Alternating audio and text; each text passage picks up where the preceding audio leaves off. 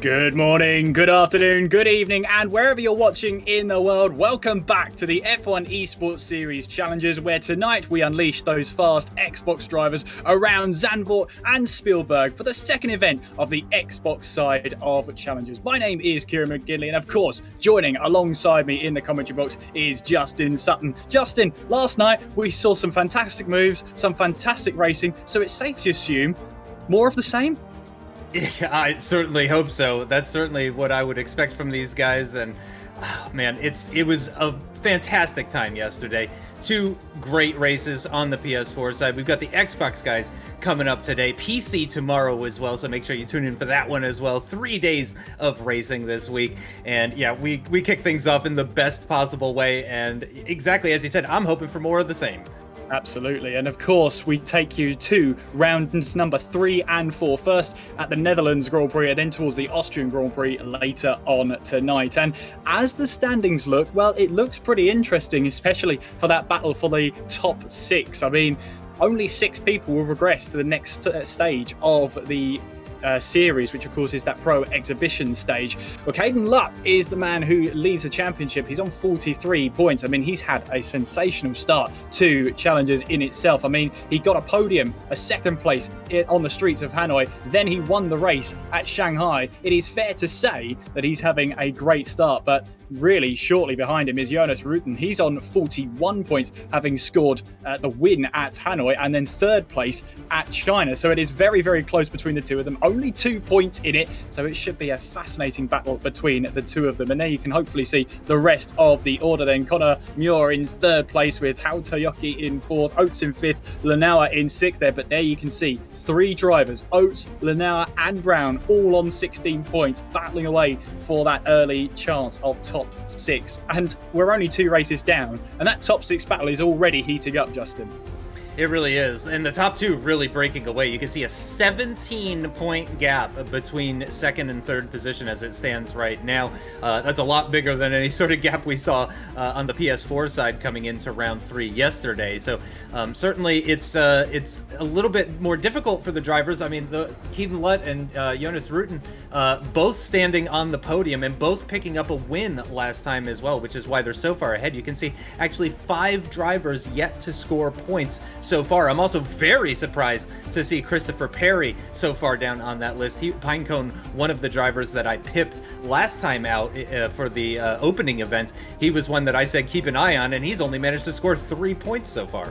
But then again, you do like to put the commentator's curse on everybody that you talk about. So let's hope this time around Christopher Perry gets off to a better start to the series. Of course, if you missed out on the PlayStation side, well, I mean, you missed quite a few good races. I mean, it's fair to say that they did throw up some action. We saw a real Hakkinen-Schumacher moment with someone going straight down the middle of a 3-1 situation down towards turn 1 at this very circuit. So a big show on today, and the Xbox drivers have got a lot to live up to in terms of action, but they've shown us in the past event at rounds 1 and 2 that they are more than capable of putting on a fantastic show. I'm really looking forward to this. Again, this is kind of the platform that I'm the most familiar with. I have years and years and years of experience of commentating on this group of guys, and I'm looking forward to this. Yes, 4.259 kilometers takes us round this circuit in Zandvoort with plenty of DRS zones, plenty of undulation. There's only one person who can take us round for a lap. Hi, my name is Max Verstappen, driving for Aston Martin Rebel Racing, and here I am to take you around a lap at the Zandvoort circuit. It's an old school circuit. Let's check it out. Straight away what you can see is the first corner. You can brake very late. The corner is a bit cambered, but of course also easy to lock an inside wheel. On the exit you try to run as wide as you can. Then turn 2, all about positioning yourself off. Turn 3, which is now massively cambered, so a lot more speed compared to before. Again, use all the road on the exit. And then this is basically all flat out, but with a great scenery. And then you come to the corner which is the most fun. It's a very fast corner in F1. And again, here you set yourself up, very fast right-hander, use all the track available, and again, try to brake on the left to open up this corner on the exit. Always a bit of oversteer. And going into this one, again, you use the whole road on the entry. And again, on the exit, you try to maximize as much as you can. A lot of fans on the left and the right. Late braking into this one.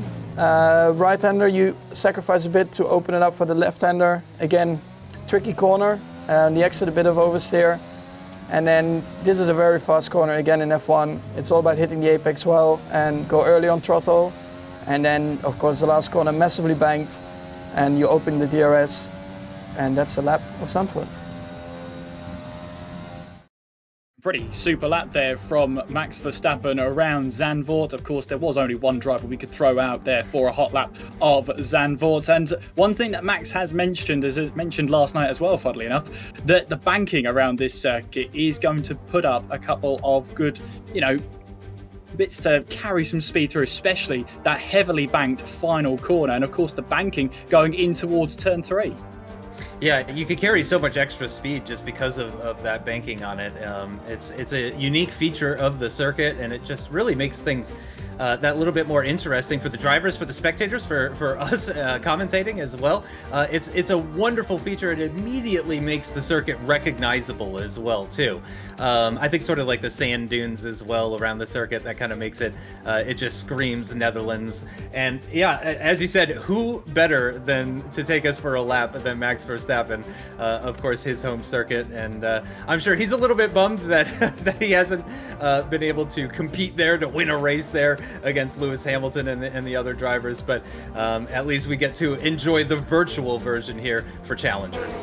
Absolutely, and now we get our way in towards qualifying then. So of course, if you're unfamiliar with the series so far, you've got yourself 18 minutes of short qualifying before a 25% race here in Zandvoort. Then when we go to Austria, it's only one shot qualifying followed by that 25% race, only one opportunity to really get your fast lap on the board. As we see here, we have got Lefted, who's making his way through. This is Conor Muir, who's currently third place in the standings so far, and it's been a pretty good one. I mean, the two drivers ahead of him have both got a win and a podium. So for Muir here, third place, 24 points, not a bad start. Yeah, not at all. He's also got a podium under his belt. He picked up a podium in Vietnam, where he finished just behind Keaton Lutt, who currently leads the standings. So, yeah, he's definitely one of the faster guys up there. And yeah, sitting in third in the championship, I imagine. And he's got a 5-point gap as well behind him to Findeyum. So he's probably feeling pretty good coming into this, but yeah, things are still very, very tight. Lots of championship points on offer, so I imagine everybody is going to be on their absolute best behavior. Well, let's find out, as we've got Lefted here making his way on towards the first flying lap, or at least his first flying lap of the session, making his way through turn 1, and then onwards now we go towards turn 2, then through that heavy banking through turn 3. Sacrifice the entrance in that one just to make sure you can hit the apex of the corner.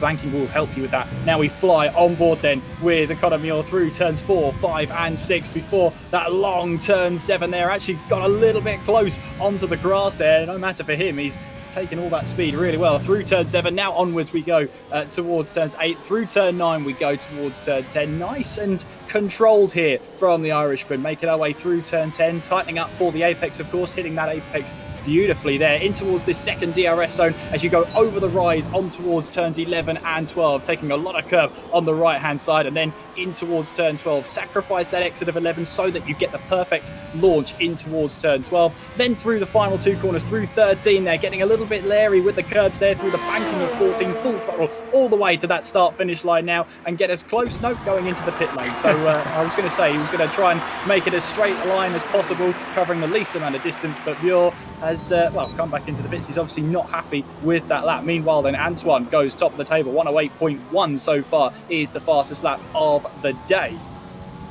Look at that. The top 5 are very, very close, except for Antoine. I'm saying just after Antoine, it really tightens up from Saita all the way down to Brown. Olivier Brown in 6th position, actually just getting relegated a little bit there from, I think that was Lutt shooting up into 4th position. But low 108 is what we're seeing so far on these opening runs. They are the first of what we expect to see three runs in total from the drivers, or at least from the vast majority of them anyway.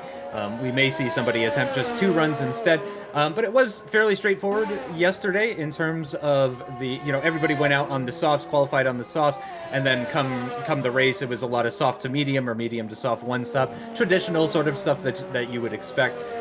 So yeah, I would be surprised to see if anybody tried to hold on to a set of soft tires or anything like that. I just don't see that being necessary for this race. Well, we've got Glenzo coming back into the pits. Of course, that is Sam McLean. He's yet to set a lap time so far, but obviously, same as Conor Muir, wasn't happy either that or he invalidated and had to come back to the pits in order to really press the reset button, put on a fresh set of tyres and go back out there. But of course, it is Antoine on provisional pole position. Zalewski is up there. And then you've got Thibaut Suna in second place. And of course, Jonas Rooten in third. And they're all separated by less than a tenth of a second. So it's just showing you how close this field really will be. And we've still got the track to evolve. We could be seeing, and we should be seeing, 107s from these drivers. Yeah, that's definitely going to happen, especially being so close to the 107 mark already in these early runs. We did see it was a couple of tenths that the drivers were finding from the first run to the second run. So I think very, very likely that Antoine, Thibaut, Jonas, those guys, if they're not into the 107, certainly they'll be flirting with the 107 come the second runs, and then come the final runs when everybody just throws everything out and sees what they can do. I think we'll definitely see at least a few drivers dipping below 108.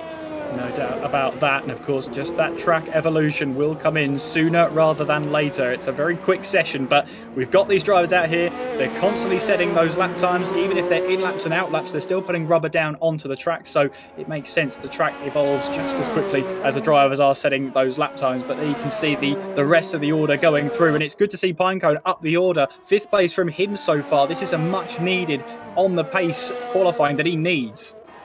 Yeah, absolutely. Pinecone, again, as we mentioned, coming into this with only 3 championship points so far, which is, again, quite shocking. I've commentated on Pinecone for quite a while. Certainly, I would expect him to be higher up. So, yeah, this is more about what I expect from him. But again, it's very, very close between all of the drivers across all 3 of the platforms.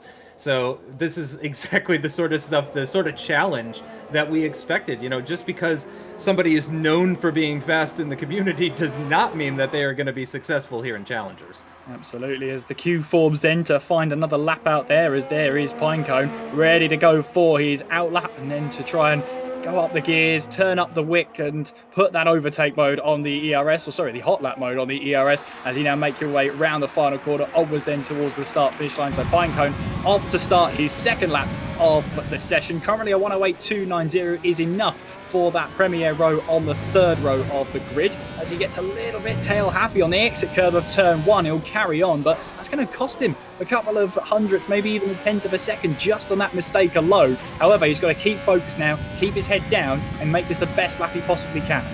And a tenth is massive when you're at this level of competition. As we can see, it's less than 4 tenths from first all the way down to 11. So extremely, extremely close. We could just see Ewan actually shooting up into 5th position, displacing Pinecone down into 6th. This lap is looking pretty good, though. Oh, the back end just stepping out, though, as he's getting on the throttle, and I think he's backed out on that one. Yep, he's going to abandon that lap. We'll see if he's going to go again or head back into the pits, as Lefted becomes the first driver to dip into the 107s. Yeah, that's Conor Muir who gets into those 107s, so he's the first driver to do so, and I'm sure he will not be the last. We're watching Jonas Rooten here, making his way in towards turn 10, and again, trying to grab that apex as best as you can, as you now make your way on towards the back half of the circuit, towards turn 11. Over that crest you go and in towards the braking zone, and again through turn 12. Tricky corner, turn 12. It's very easy to carry too much speed through there. Very easy to overcommit as we now make our way through 13. Bit of grass on the outside there, no matter for Rooten as he makes his way around that heavily banked turn 14, onwards now towards the start finish line. He will stay out to complete this lap. Where will it get him? Up to 2nd place. 108.045 is only good enough for that second part of the front row. Interesting. He's not quite a tenth off of the time by Lefted, so he's within 1/10, but I would have expected Jonas to improve a little bit more than that. He was quite a ways up in the early stages, in those early runs, but maybe he's just being a little bit cautious still. Again, he does still have one more run remaining, so maybe he just wasn't looking to put in that ultimate pace. Thibaut Suna is going to stay out. He's not going to pull into the pits, and he is going to shoot up into 3rd position, just 0.009 of a second slower than Jonas R14, and into 3rd position with 8 minutes to go. Well, you try and think about 9 thousandths of a second difference. I mean, you blink slower than that, don't you? I mean, it's great to see how close this field actually is. Here comes Zach Oates then, making his way in through 11, then through turn 12. Currently, 108.4 is enough for 12th place on this grid so far, and as you can see, less than a second separates the entire field so far, so it's good to see so far between these challengers. As now you can see Oates makes his way around the final corner. Will he commit? Yes, he will, to the start finish line. Let's see what this lap is good enough for. It's good enough for 5th place. 108.170 puts him now onto the 3rd row of the grid. Another low 108 as well. Look how just dense that part is from 4th right down to 12th.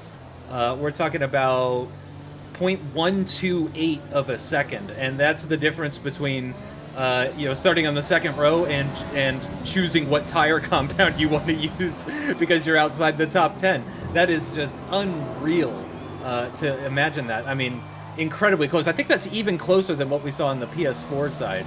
But I would have to go back and confirm that one. And then there's a bit of a gap. You can see the bottom 3, Van Dam, Hawk, Burraps, those guys are a little bit off the pace, but those are probably just safety laps. They're all out on the track at the moment, except for Burraps, who is still in the pits, but he's still got plenty of time. He could probably, if he gets out now, still get 2 laps on the board.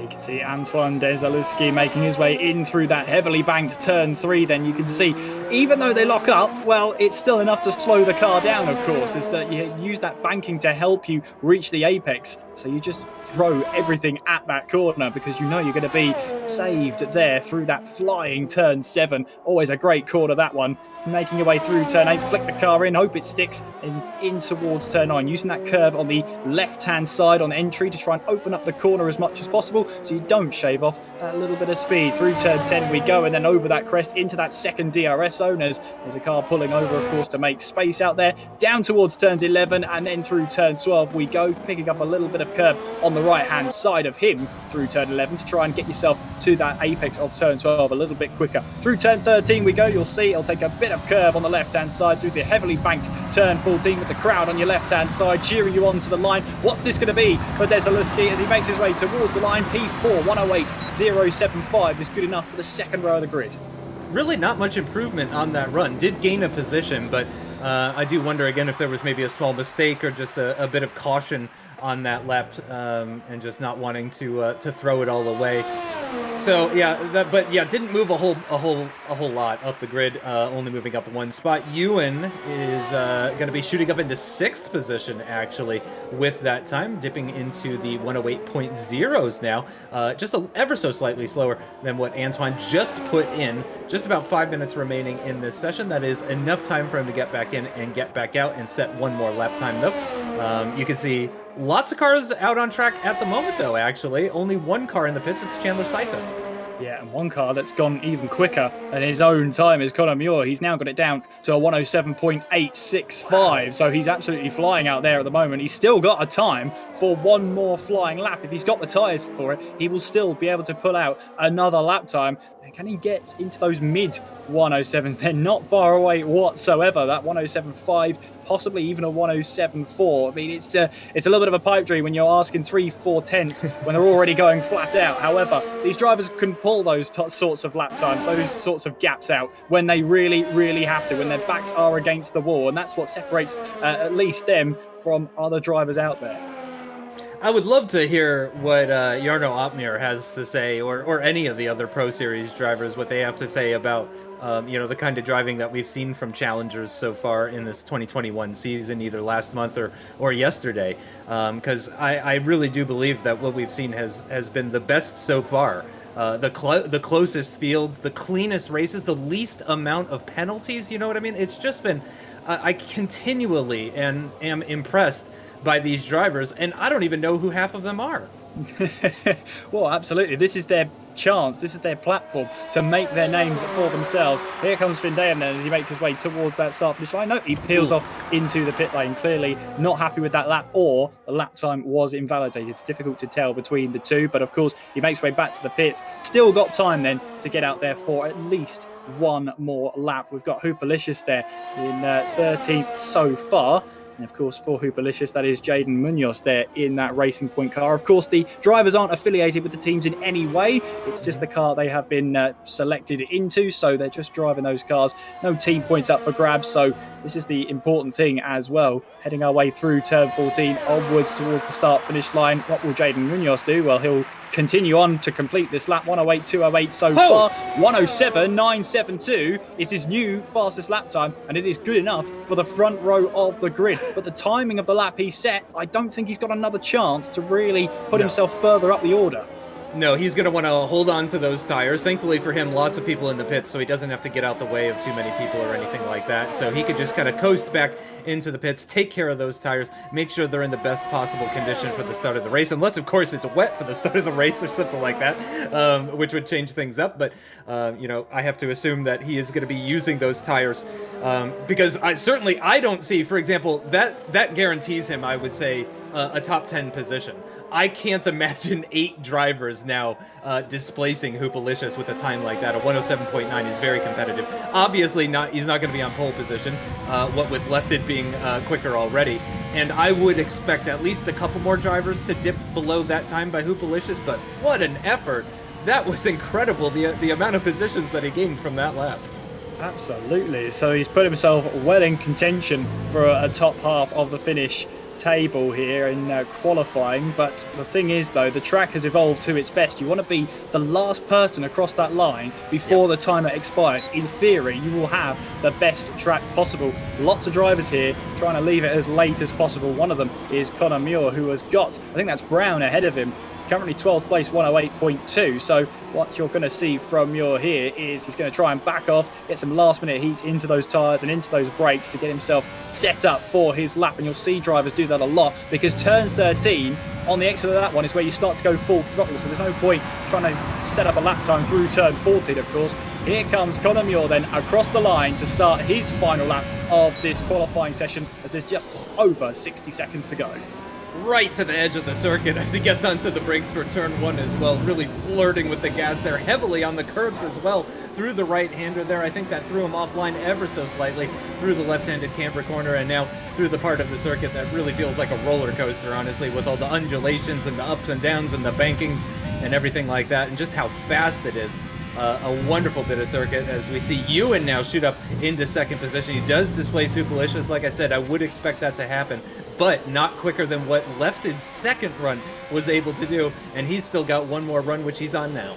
He does indeed. Through turn 10 he will go, trying to get the power down. DRS open, and he's short shifting. No, he's backed out of it, so that's it then. So Thibaut Suna's gone quicker then. 107.842 puts him now at the top of the table, as that's Rooten there, who's backed out of his lap time as well, all the way now down in 7th place. Let's see then, he might be continuing on, but of course, hard to tell. No, he has backed out of it completely, so that is qualifying done then for Jonas Rooten. It's also qualifying done then for Conor Muir, so they're not going to really set some competitive lap times, are they? Well, Thibaut Suna has certainly put his name on the list for pole position here. 107.842. It's only good enough by 0.023 seconds. So let's have a look and see how that will all prevail here. I think we've got Chandler Sater there, who is not on a lap, so clearly he's backed out of his one as he makes his way down through turns 11 and 12, but still all to play for, that those that beat the counter.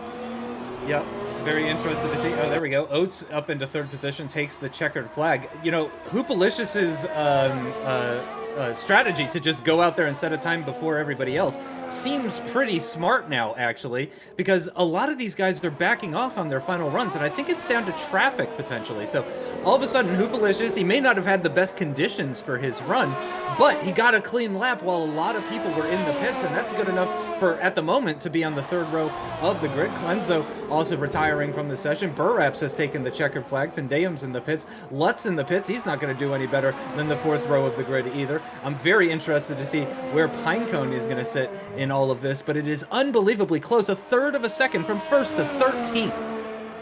Here comes Pinecone then. No, comes into the pit, so he clearly feels that that lap time wasn't good enough. Either that or he invalidated his lap time. And looking at the rest of the border, where you've got Hawk out there on P9, as that is Antoine, who goes up into P8, 108.011. from Desalewski. So not the qualifying he maybe wanted or expected, but still P8 in this competitive field, still not over yet, but that is qualifying over and done with. And Thibaut Suna has pulled it out of the hat. He's got himself pole position here for the Grand Prix of Netherlands. And the championship leaders are in 9th and 11th, respectively. That tells me that we are in for a show here, because I can't imagine that Keaton Lutt and Jonas Rooten are going to be happy with those positions whatsoever. They're going to be keen. Now, Lutt's in an even worse position, if you ask me, because if the race is dry, he's going to have to start on those tires, whereas Rooten, Jonas, has the ability to switch to a different tire compound outside the top 10. So, yeah, that's a real shocker there. The two championship leaders, 9th and 11th. Yeah, that is going to spice up this race, isn't it? And there is Suna Thibaut at the top of the table. Then 107.842 is enough to grab pole position here on the Xbox Challengers. Then it is Conor Muir in second place. Zach Oates rounding off the top three. Then it's Brown, Ewan, Hooperlicious, Pinecone, Antoine, Lutt, and Hawks rounding out the top 10. And then it's Jonas, Chandler Saiter, Sam McCabe, Clenzo, Boraps, and Findeum rounding off that 16. And look at that. 0.619 seconds separates the entire field. Buckle up for this one. That is unbelievable. That's fantastic. Like I said, it's actually 333 thousandths down to Sam McCabe, which I always like when it's an interesting number like that. But holy cow, the top five, all within a tenth as well. That is unbelievably close. Again, this is a very short lap, which does change things. Oh, speaking of changing things, this changes things quite a bit, doesn't it?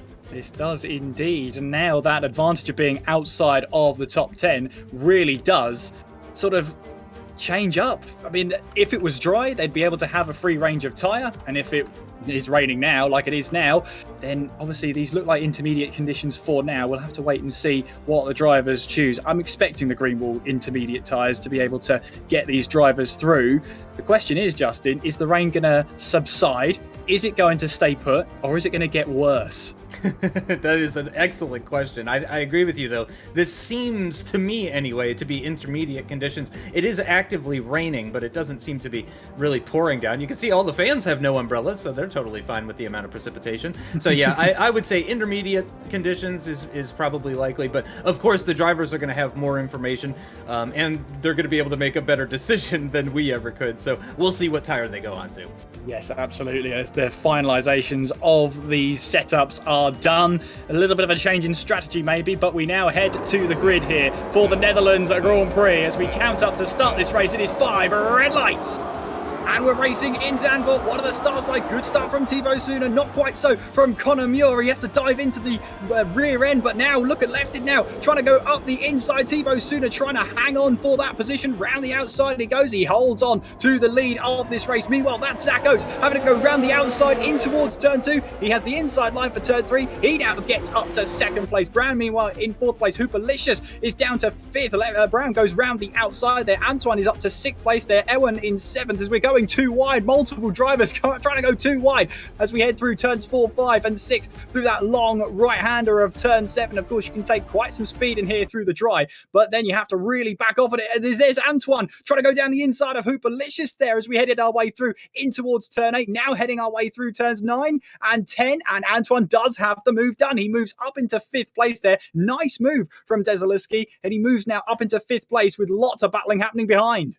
Yeah, you can see in the background there, Hooperlicious actually going side by side in that racing point. They're going to be getting down into this heavy braking zone here. Oh, that is scary from Jonas Rooten.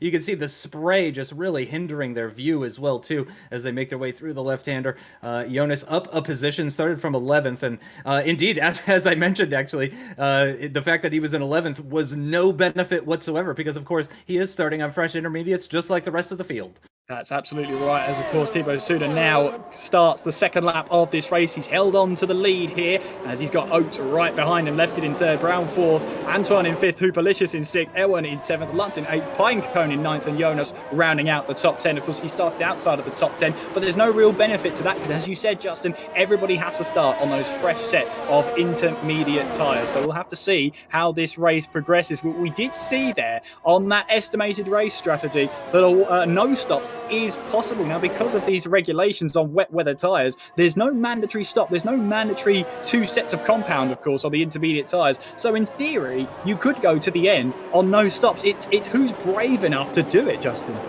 Yeah, exactly right. I mean, we have seen it successful before, but it wasn't at a circuit quite like this. It was Monza, actually, that rings a bell to me anyway. When we had that 0 stop that was so successful in the wet conditions. So it's not all the time. It's not often that you can do that sort of thing, but you know, this is one of those, and it would have to remain these conditions for the entire time as well, is the difficult part of that. It cannot rain any less or any more over the course of the 18 laps if they want to try to make these intermediates go all the way to the end. Again, it is technically possible. At some tracks more than others. This one does have quite a bit of turning involved, so it'll be interesting to see if anybody tries it. Potentially, you know, maybe I was going to see if anybody seems out of sync, then maybe they're going to be the ones that are looking for the one stop. So if at any point in time it seems like somebody's just driving a little bit slower than maybe they should, it could be that they're just nursing those tires. Yeah, absolutely. And of course, they're going to try and have to nurse those tyres as much as possible. There you can see Suda leading the way then as we make our way once again in through turn 7. Oates is just behind him there, 1.1 separating the 2 leaders so far. Now, of course, we are on lap 3 and normally DRS would be activated. But of course, the rain's pouring down. We're in these intermediate conditions, so DRS is not online. A little bit of DRS there to help with a bit of straight line speed and to help with some overtakes to compensate for the dirty air found in the corners. But Suna here is really on the money. 1.3 seconds now separates himself and Oates, and left it there, you can see, in 3rd place, just hanging on to the back of Oates at the moment in time. The rest of the field, though, pretty much close together as much as you'd like.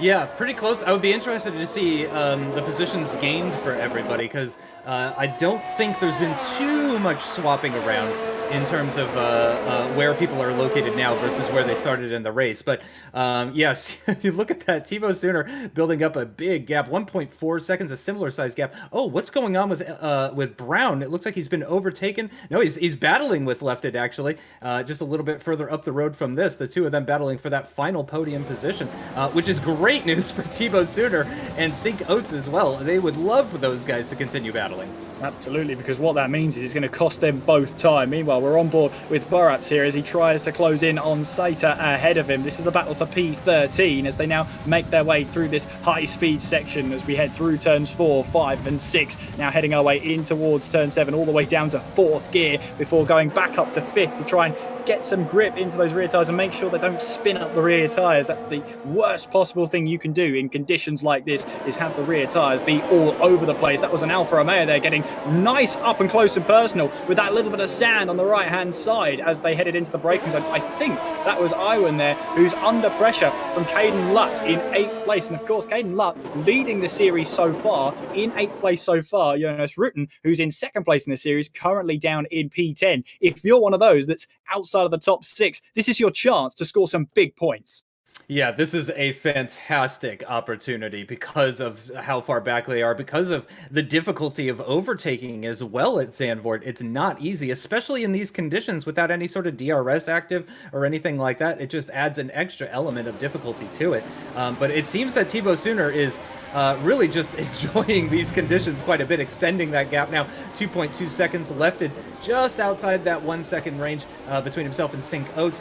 Remember, Lefted started in 2nd position, so unfortunately for him, he has lost positions in this race so far. Sink Oates started in 3rd, gained that 1 position off of the start. So we are going to be coming up to the what would be the optimal time to pit if you were going to pit in this race would be at the end of lap 9 if it's going to stay intermediate conditions for the entire time. So it's going to be very interesting to see. We don't have the same sort of weather knowledge as the drivers do, so we're going to have to do our best based on what they're doing to try and figure out what the conditions might be. We can only tell you what the conditions are like now, and they must be pretty good. They must be improving because DRS was just enabled. And And that's normally a signifier that the crossover point is happening. Yep. So that Time to means pit. that you see drivers heading onto some sort of dry tyre. They will surely, well, I don't know, is it early enough for medium tyres? Can they make them last? Of course, the 2 compound rule goes out the window. Who's going to pit in? You've got a couple of drivers, I say a couple of drivers, most of the field coming in now. And there's a couple of drivers, Lutt in particular, alongside Pinecone. And there's also Jonas and Hawks out there, all staying out, possibly because they've got quote-unquote teammates. More importantly and more accurately, they share a pit garage with someone, so they have to stay out there for another lap. But this is the time now. They need to put in that lap time. They need to put in that great lap time to try and get themselves further up the order. And let's see if those intermediate tyres, let's see how much those intermediate tyres will absolutely fall off. Interesting to know, and it will be interesting to see what driver is on which tyre. We'll have to update you as best we can. I can tell you right now, everyone who's just pitted has gone onto a set of medium tyres, apart from Antoine and Sam McCabe. They're going on a set of softs. Justin, your reaction to that one? That's an interesting one. I wonder if they're going to go for 2 sets of softs. As you mentioned, you don't have to use 2 different tire compounds now. And if you don't feel like you can get the mediums to the end, then that is probably the other strategy. We saw yesterday that the hards do not work here all that well. I believe it was Javi Vera who ended up switching off the hards after making that early stop due to an issue in the race. And they were so bad that he just got rid of them entirely. I think if he had known how bad they were going to be, he would have gone on to maybe the mediums and then the softs, but he ended up throwing on a set of softs at the end of the race because the hards just were not working out for him. So yeah, it'll be interesting to see how this all works out. It's also, just for everybody at home, it is Thibaut Sumer that was leading the way when he came into the pits, so and he's going to continue to lead the way. So yeah, it does seem that coming in early was the faster strategy there. The people that stayed out, it was not beneficial to them. We didn't think it was, but we can confirm that now based on the gaps that we're seeing.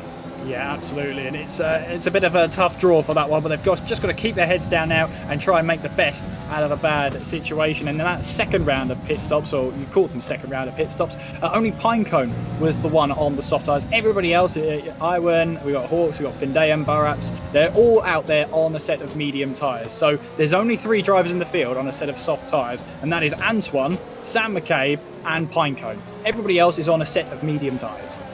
Going to be very interesting to see how that works out. We're on board with the leading soft runner at the moment, of course, Antoine, who is right behind Sink Oates, and he's going to want to get by as quickly as he can. He needs to make good use of these soft compound tires and try to build a gap as much as he possibly can.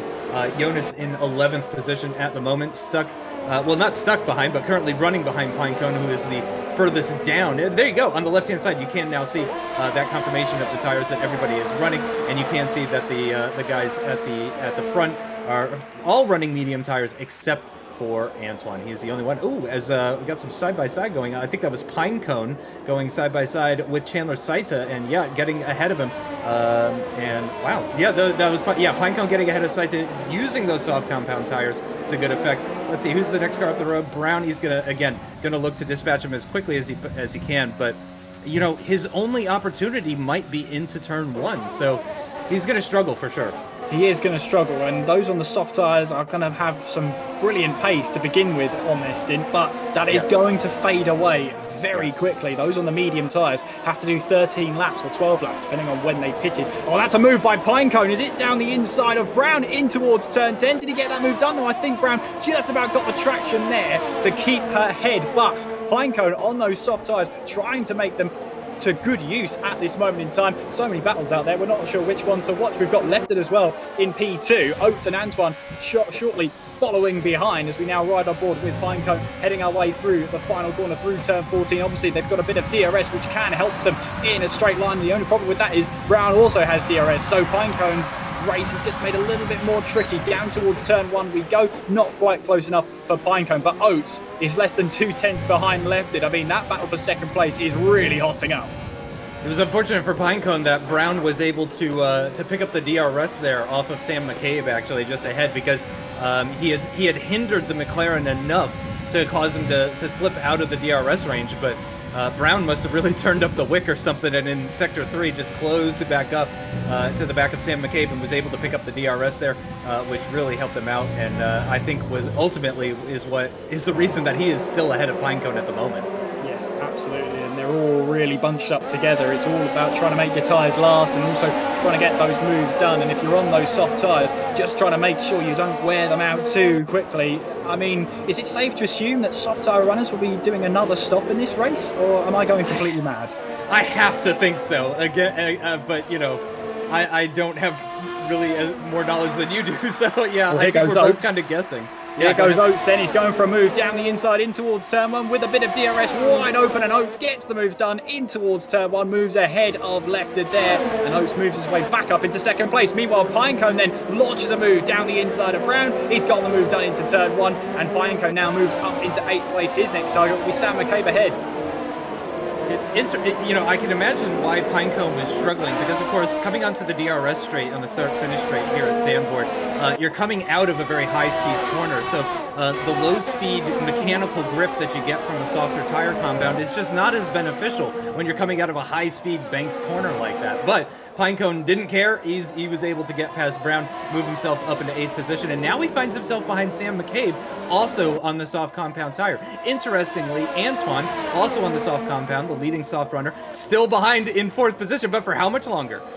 Much longer. They run side by side through 11 and now around the outside of turn 12. Surely not here for Antoine as they run side by side still. He'll have the inside going in towards turn 13. He's got the racing line. Surely that's the move done. And it is. Antoine now moves up into 3rd place. Nice move from him as we make our way on towards that start finish straight once again. Is there a chance for Lefted to have a move back? Meanwhile, in the background there, we've got Caden Luck trying to make a move on Munoz behind. He goes to the inside in towards turn 1 with some DRS and gets the move done then. So Caden Luck then, our series leader so far, has now moved up into 5th place. That's 4 places up from where we started originally. Antoine up 5 places from where we started. Sam McCabe up 6. What a race it's been for Sam. Yeah, Sam McCabe from 13th position on the grid, currently in 7th. And, you know, again, the soft runners do have to stop again, we think. There may be some actual pros in the chat that know how wrong we are potentially, but yeah, certainly to me, I can't imagine going that full distance on the soft. Or maybe it's going to rain again some more. Maybe they know something about the weather that we don't. Maybe more rain is predicted. So that's why they're gambling on a set of softs, because they think they're going to have to go into another set of mediums come the end of the race, potentially. We're going to have to see on that one. Unfortunately for Lutt, though, he has slipped out of the DRS range of Lefted, 1.2 seconds at the moment. So he is definitely going to be coming under a lot of pressure from Hoopalicious here. Sam McCabe is wanting to make 6 positions up to 7 as he's on the back of Hoopalicious, now making his way through turn 14 onwards towards that start finish straight right now. He's just a little bit too far back, is he? Down towards turn 1. Well, is he getting the move done? There he is, going down the inside in towards turn 1 there, trying to slow that car down. Hoopalicious did well there to avoid the contact. Sam McCabe moves now up into 6th place, and he now has gone up another position. There's a Ferrari there in Pinecone trying to take advantage of this battle going on as he's on the back of Hoopalicious right now. In that slipstream we go. Of course, a little bit of dirty air. He might have to back out of a move here through 4, 5, over the crest into 6, now into that fast right-hander in towards turn 7. There's still a lot of grip left in those soft tyres as we make our way through turn 8. You kissing that curve on the right-hand side in towards turn 9 we go. Hoopalicious is able to hold on for now, but Pinecone looks up for this one. Is he looking for a move down the inside of turn 10? You bet he is. Grabs the apex away from Hoopalicious, and that is Pinecone up another position. Bit of DRS to use then as we make our way towards turn 11, but Pinecone's got the move done and he moves to 7th. Lovely stuff. And Pinecone is the lowest of the soft runners at the moment. Just a reminder for everyone, Antoine, Sam McCabe, CRG Pinecone, these are your 3 soft runners at the moment. They've got 6 laps remaining if they want to finish the race on this set of tires, which I gotta say, as these laps are ticking down, I'm feeling more and more confident about their ability to make it to the end. I think they would struggle at the end, of course, as these softs degrade more and more. Hoopalicious really wide at the exit of the corner there. I wonder if that's going to be an open invitation for LVA Brown into turn 2 as Pinecone closes right up to the back of Sam McCabe. I think Pinecone has been watching Sam McCabe, knows he's on the softs and knows that he's not quite as fast as him. And I think Pinecone's going to try and get by as quickly as he can. But again, McCabe is on the softs too, so Pinecone might have to wait for turn 1. Desaluski, you can see here in Antoine trying to get a move done here. We've got yellow flags somewhere out in Sector 1 at the moment. Meanwhile, then Antoine trying to close in on Oates ahead. And I have to say, just very briefly, we haven't seen the race leader in a long time. Yeah. It's a good reason for that, because he's 5.2 seconds up the road from this battle here. Incredible stuff from Thibaut Suter. I've been, quietly keeping my eye on that gap as well. It was 3 and a bit, if I remember, after the pit stop phase, and he has just gone from strength to strength here at Zandvoort. Really impressive stuff, the way that he took the lead, built that gap, and then built it even more after the pit stop phase. He is looking very comfortable with less than 5 laps remaining. Here we go then down in towards turn 1. We have those 5 laps to go then. Antoine trying to get onto the back of Oates then as he's really up close and personal. Down the inside of turn 3 maybe? No, Oates sees that one coming as he blocks off the move there, shuts the door early, does Oates, but you can see Antoine Desilitsky is right on the back of Zach Oates there as they both make their way through turns 4, 5 and 6, through that long right-hander of turn 7 once again. And at some point, that delta is not going to favour those soft tyres as much as it is right now. If Desilitsky wants to get this move done, he needs to do it pretty soon. Otherwise, his tyres are going to suffer. There is Thibaut Suter, who is leading this way.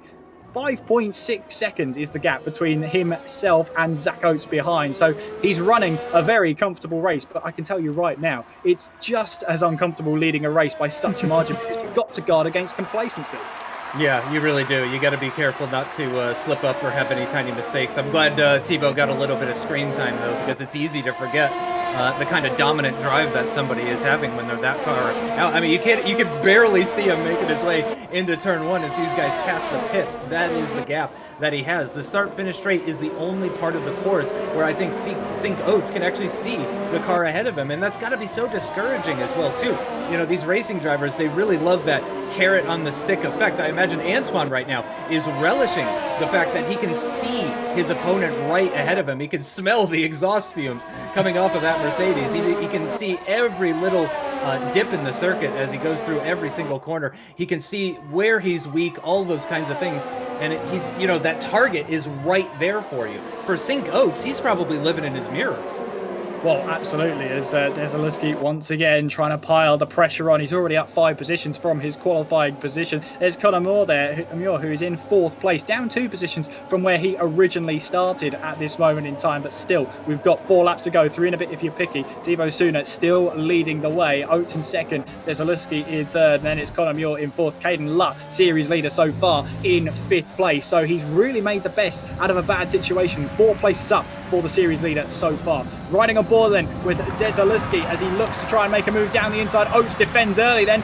Antoine's going to have to go the long way round in towards turn 1. Then Oates on the inside through turn 1 we go. They're going to be side by side on the exit here as they make their way now on towards turn 2 and through turn 3. Antoine's got the inside line for the heavily banked turn 3 and he's got that move done. Oates just couldn't quite hold him back for much longer. Antoine up to P2.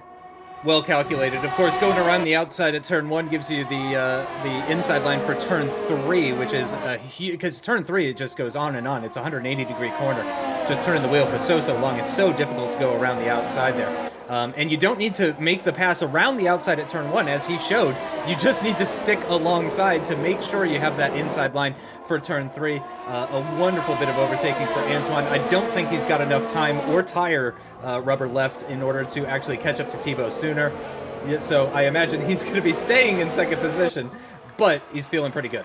He is feeling pretty good right now, and that's going to encourage Conor Muir to have a go as well on Zach Oates as Antoine pulls away, and it just shows you those soft tyres. I underestimated them. They're still doing a really good job. As you can see now, Antoine goes right over to the right-hand side of the track to try and break the toe as we head our way down towards turn 1, and again, it's enough to keep him ahead, but Oates, bit of a lock up there in towards turn 1. That's going to encourage Muir to have a go. Caden Lutt is lurking in the background, currently in P5, and this is when Oates has to drive hard and fast. He's only got 2 laps left on these tyres. He's just got to drive as hard and as fast as he can and see if he can keep ahead of Muir, try and get a podium in this one.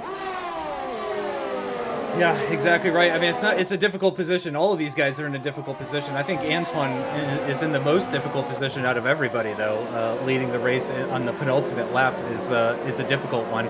Thankfully for him, though, the major overtaking location is at the beginning of the lap. So if he could just manage to survive turn 1, then it's looking great for him to bring home that P2 finish here at Zandvoort. Absolutely. As as we head into these closing stages here in Zandvoort. And you can see this is technically still all the battle for second place. They're all still within DRS range of each other. We've got to watch out for Caden Lutt towards the end of the race as well, because he's only 3/10 behind Conor Muir in 4th place as Thibaut Suna has started the final lap of this race, 5.7 seconds ahead of that battle for second place. It's literally the leader and then everybody else at this moment in time, as we see Jonas Rooten here, who's outside of the points. Of course, he's second place in the series so far on those 41 points, but he's wanting to get at least 1 point on the board. This is his final lap to do it.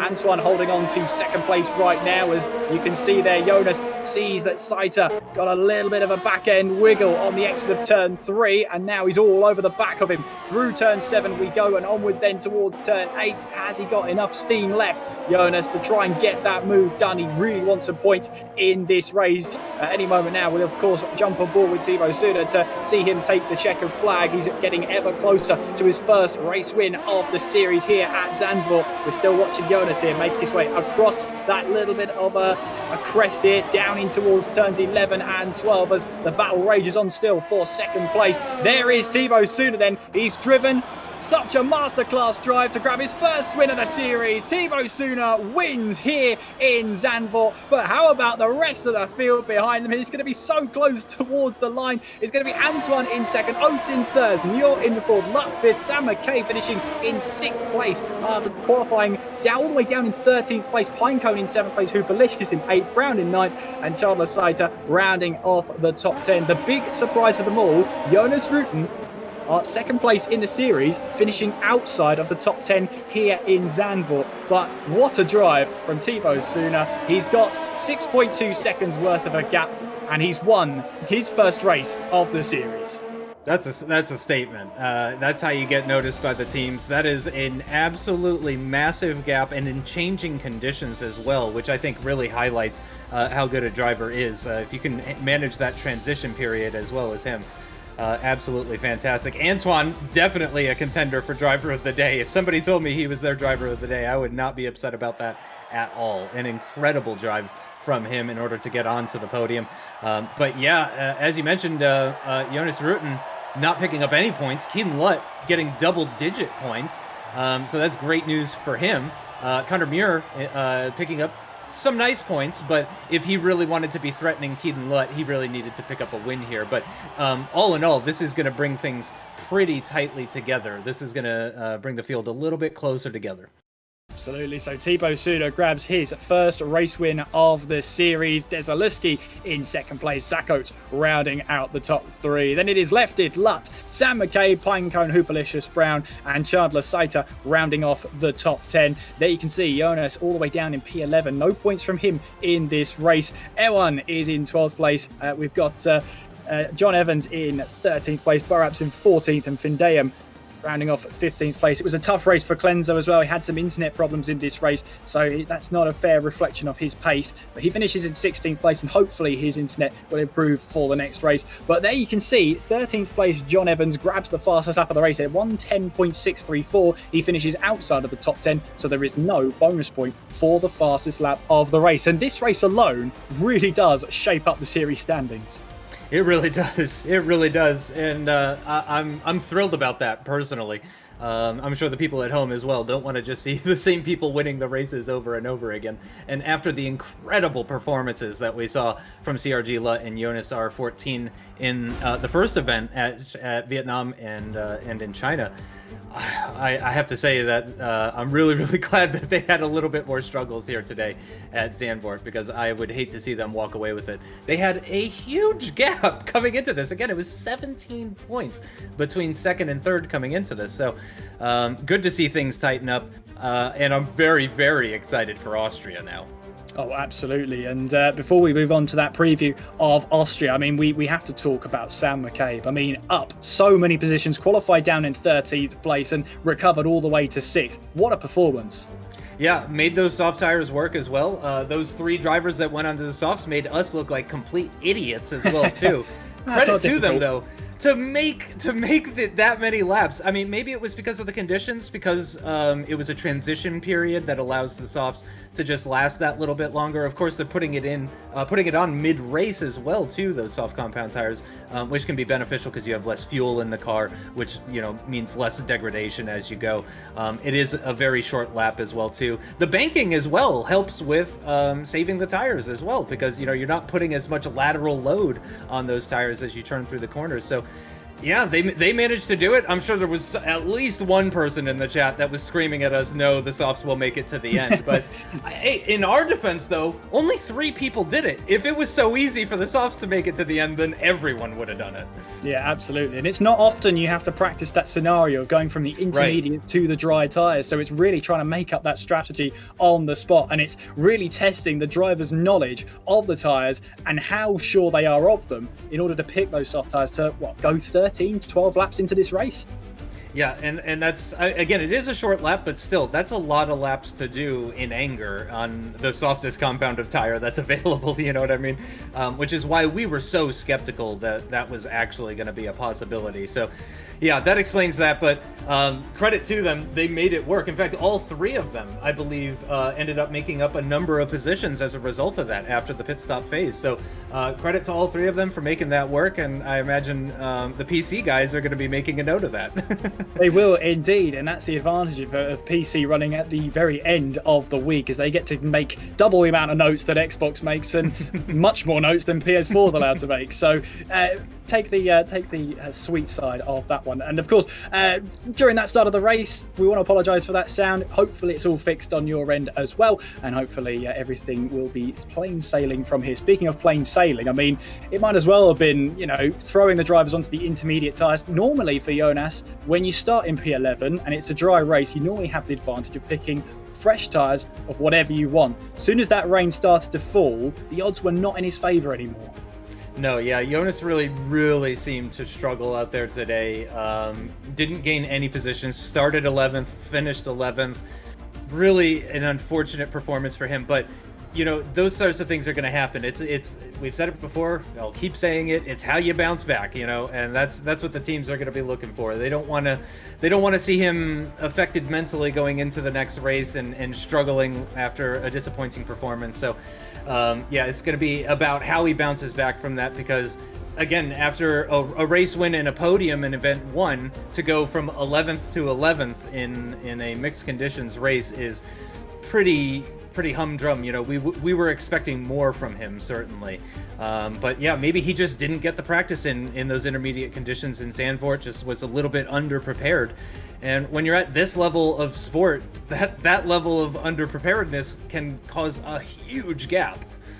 It can. I mean, we've said it before, one bad race doesn't define your entire series. So as you said, he's just got to try and bounce back when we head to Austria and see if he can put in a performance we know he's all capable of. Caden Lutt, though, it was a case of damage limitation for him as well, qualifying in P9, managed to recover well and score some decent points to try and hold on to that series lead at least. Yeah, I would say that's one of those impressive performances, not driver of the day or anything like that, but he damage limitation. He made the most of a bad circumstance, and he outperformed Jonas. And I think that's the main thing here. Jonas and Caden Lutt were the heavy hitters coming into this event, and they performed very differently in that race. Neither of them was on the podium, but one of them gained 4 positions and the other one gained 0. And, that's just one thing that's going to be playing on the minds of the people that will inevitably be picking drivers in the draft.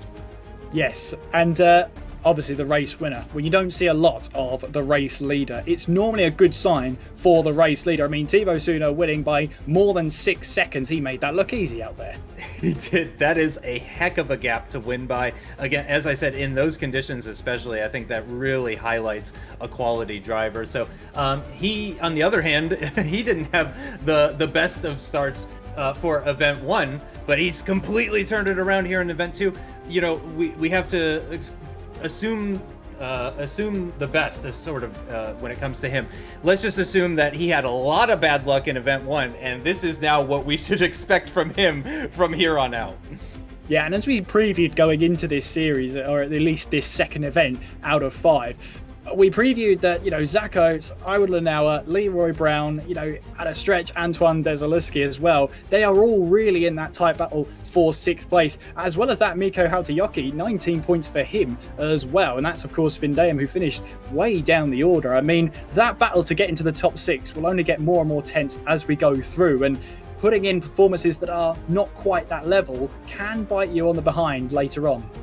Yeah, and you're going to see the desperation level rise as well, especially as we get into the final couple of events. It's people are going to get really, really desperate for those points. You're going to see them making moves that they would not have done otherwise because, it is their last opportunity. Thankfully, we're still pretty early on in the season. There's lots of opportunities for people to prove themselves, to show that they can bounce back, to show that maybe it was just a one-off. And for Jonas's sake, let's give him the benefit of the doubt and just assume he hates Zandvoort. You know what I mean? That maybe that's the case. He just can't stand Zandvoort. He does not get along well with it, and he was always going to struggle. Let's see how he does in Austria.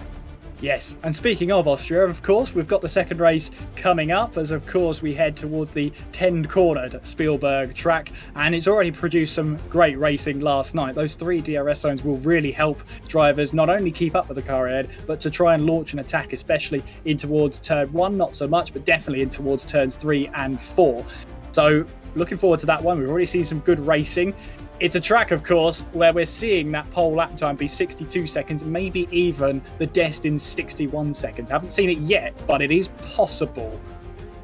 Yeah, it's an extremely short lap. Well, it's actually a longer lap, as you touched on yesterday. It's actually longer than Zandvoort, but also faster. so it takes less time to complete. But it's just so interesting. And I feel like Austria is such it's one of those circuits where it's very possible to have a bit of a boring race or even a partially boring race. We did see a long train early in the race last time at the beginning before the pit stop phase, and then things really got exciting after the pit stop phase.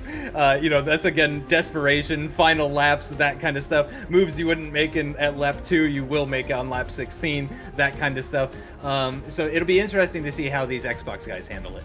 Yes, absolutely. As we now head to Spielberg for the Austrian Grand Prix, the 4th round of the series here on Xbox. And of course, we come towards the shortest lap time you will see this series, just peaking at 62 seconds. And of course, a possible 61 seconds is on the cards. But of course, we'll have to wait and see. 4.318 kilometers will take us around the 10 corners of Spielberg. And of course, with plenty of undulation, plenty of DRS zones, there's plenty of action awaiting us. It's an awkward turn 1, of course, where you've got that little bit of curve on the inside, but also on the outside. It's very encouraging to just miss turn 1 completely. But of course, we'll have to wait and see how that one goes. Of course, we're racing in Austria, so we've got the 3 DRS zones, 10 corners. Let's take you on a lap of Austria for the upcoming race.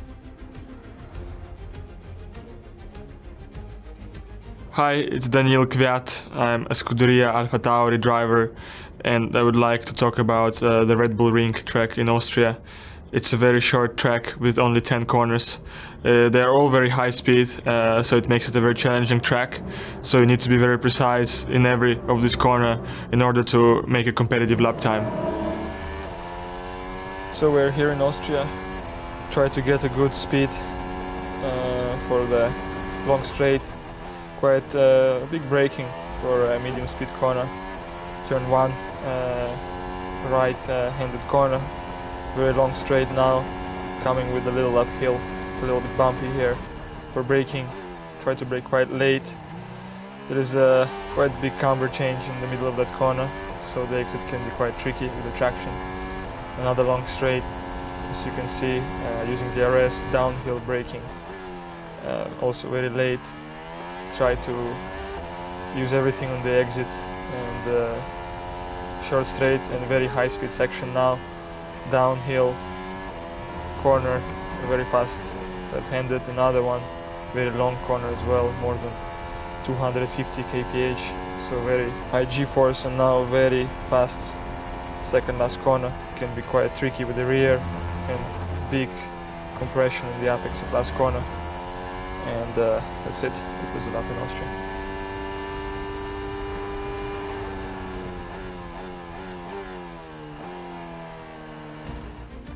So that was Daniel Kvyat taking us for a lap around Spielberg, and as soon as it starts, it's pretty much over. That's the summation of what one-shot quali is going to be here.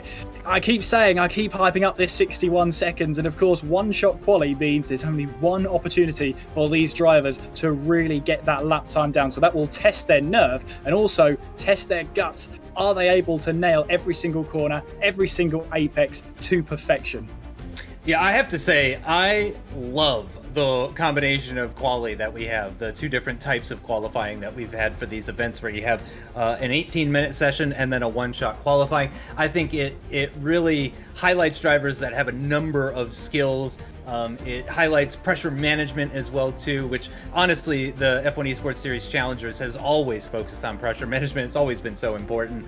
But in particular, I'm a big fan of this format, the fact that we have the one-shot qualifying for the second race of each event. Definitely let us know as well how you guys feel about that setup, if you like that. But yeah, I'm a big fan of that, Kieran.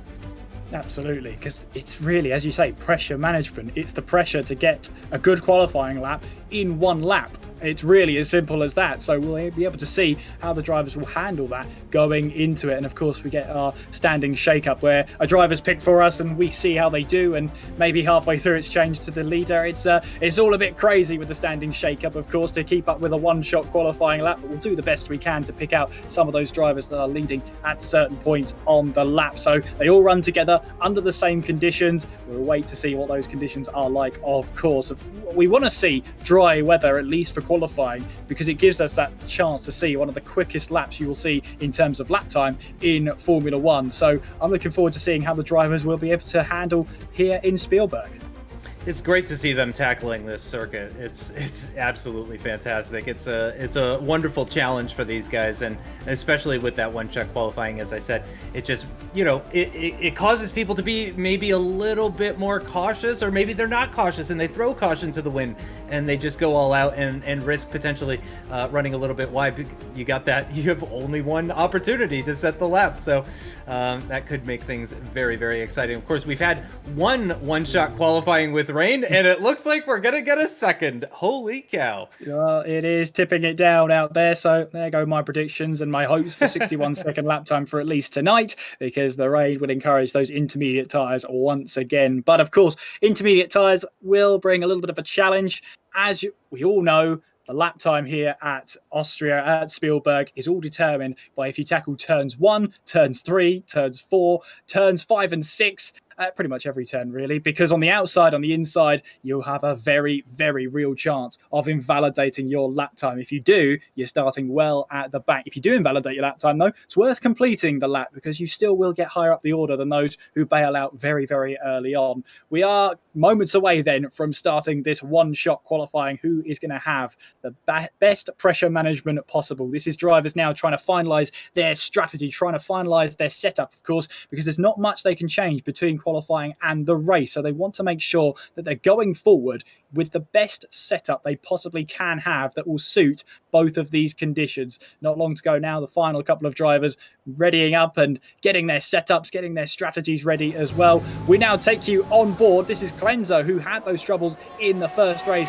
with connection. Now it looks like he's up for the fight. Here we go then. Up we go towards turn 1. Quickly shifting to Jonas Rooten there as we make our way through. He gets a bit awkward there through turn 1. Kind of missed the entrance of that one there, but it's probably a good sign, because that means his lap time will still be valid. Antoine, though, leading the way. Clenzo in second place right now. Of course, as we head to a braking zone, you get the standing shake-up, and it's quite hard to follow who is where until we get to that final start-finish line. Jonas is really struggling out here, all the way down in 13th place. Conor Muir's not faring much better either. High up at Zandvoort. Now he's all the way down into 12th place. Zach Oates, though, gets the lead, quickly displaced by Pinecone, and then Antoine takes it back, of course. There we can see Clenzo making his way through in towards the middle part of the track, then through turn 6, and then we head in towards sector 3, just heading in towards the entrance in towards turn 7. Nice and tiptoeing your way through, waiting to get on the power. Don't want to spin up the rear tyres too much as we head away through turn 8. Over the crest we go towards Rindt and Lauda corners, then through turn 9, and then onwards we go towards turn 10. It looks like here it could be Pinecone who is on top, but it's going to be mightily close between himself and Antoine heading across the start finish line. It is Pinecone,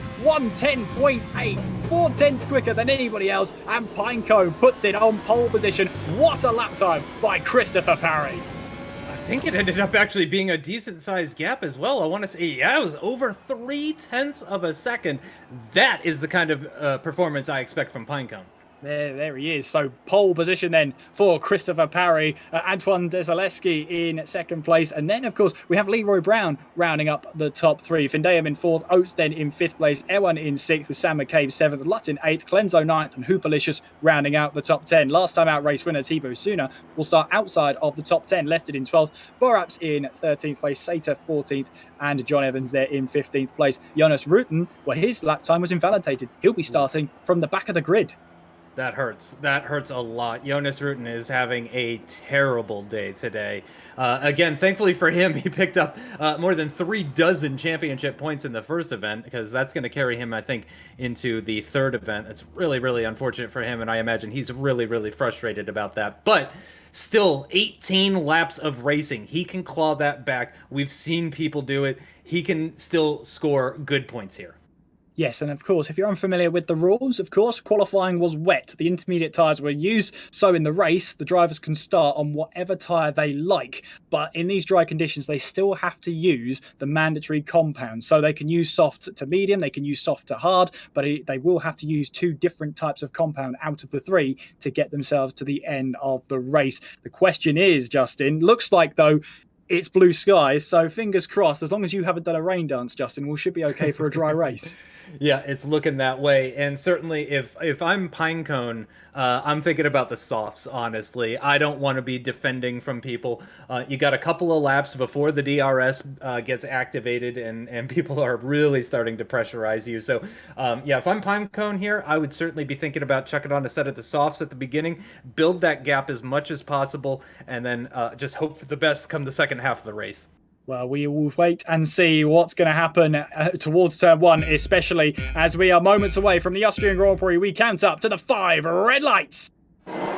And we're racing in Spielberg. One of the starts, like, it's a great start from Pinecone there. Also a good start from Brown, as Antoine has to cover off the inside line. Look at Oates in the background there, trying to make a move in towards turn 1. Brown has the outside line, holding on to turn 3 for now. But there is Findayam getting a little bit out of control on the exit there. He's right behind Ewan, though, as we make our way now on towards turn 2. The slight kick there on towards turn 3. Look at that. There's an Alfa Romeo. That's Ewan trying to go up the inside there. Does he get position 4? No, he just couldn't get stopped in time. Oates takes that position back, moves back up into 4th place. Good start, though, from Christopher Parry. He leads the way, riding on board over the shoulder with Sam McCabe, looking for a move down towards turn 4. He gets it. No, he slams straight into the side of Oates there. Ambitious from Sam McCabe, and he's facing the wrong way. Front wing damage, and I wonder there, what on earth happened to Oates there? I think he got away scot-free with that one. Yeah, I think he may have. Sam McCabe on the soft compound tires, which means he can put on a set of the mediums and go to the end. Or, he would be allowed to anyway. That would be within the rules if he wanted to try and attempt that. You could see he definitely had some front wing damage. At a minimum, the end plate, as we see Hoopalicious all over the back of Clenzo. Unsurprisingly, Pinecone setting fastest lap of the race. He did start on the soft compound tires. And in fact, the top 5, as they are right now, all on the softs. Absolutely, as we see there, the Sam McCabe is actually retired from the session entirely. He'll be taking no further part. Back to the pit lane he will go and ends his race there. Meanwhile, then Thibaut Suna looking for a move up the inside in towards turn 3, but you can see there Hoopalicious actually getting a move done on Clenzo there. Where did that one come from? 3 wide on the exit, quickly becomes 2 wide. Clenzo gets onto the curb on the exit of turn 3, compromises his exit. He's not able to get the power down. Thibaut Suna, meanwhile, up now into 8th place. As he know Hoopalicious is fighting back. Round the outside he goes, in towards turn 4, now through that right-hander of turn 5. It's almost 3 wide once again on the exit of 5. Through turn 6 we go. Suna makes it P8. Hoopalicious up into P9 now, but Jonas Rooten there goes up the inside at turn 7. Oh, he gets a little bit sideways going through there. That puts Hoopalicious off, but Jonas is able to hold on now into 10th place, but Hoopalicious having to take evasive action now could lose out to 14th place. Into John Evans. Now he taps the side of the McLaren. He now goes into a half spin there. No front wing damage, I don't think, as long as he can keep it out of the wall, but is this an opportunity for him to dive into the pits early, go onto a set of mediums? Yeah, I would say so. That was about as bad of a lap that anybody could have for Hoopalicious. Really unfortunate. Another soft runner, though, so he can go into a set of the mediums. in the pits. So yeah, interesting to see what he's going to decide to do there. Jonas coming under attack as he gets into the braking zone, but no, he's going to maintain that position. He is up 6 positions actually from starting dead last, already into the points for Jonas. Yes, of course, he invalidated his lap time in one-shot qualifying, so he had to start from the back of the grid, the only driver to invalidate their lap time in that one-shot quali session. He's up to 10th place now inside the points, and he's hungry for more. There is Burraps there in 11th place. He's up 2 positions there. Findayam, though, not a great start for him, down to 7th place on that start. Yeah, Findayam started from 4th, second row of the grid, and has lost positions, unfortunately, but he was on the medium compound tires. Actually, Findayam at the moment is the second highest medium runner, second only behind Ewan in 6th position, just ahead of him. So those are your 2 medium runners that are leading the way for the guys that opted for that yellow marked tire compound. However, that's why you're seeing that gap between 5th and 6th. 1.8 seconds at the moment. That's due to that difference in tire compound. Absolutely, Antoine is closing in on Pinecone ahead. 0.3 of a second it is right now. DRS, of course, now online to help drivers with a little bit of straight line speed down towards one of the heavy braking zones on this track. There's a few of them out there, as we see then. Burraps then up to 10th place. Clenzo did come into the pits then, and he's now...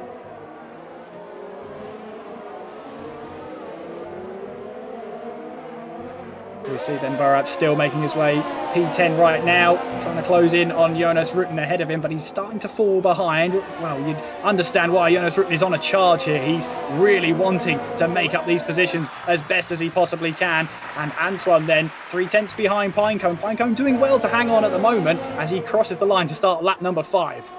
Yeah, unfortunately for him, as I touched on earlier, the top 5 are all on soft, so Pinecone really has not been able to stretch a gap. At the moment, though, I would imagine he's just managing. He's just making sure he's doing everything he can to make sure these tires last.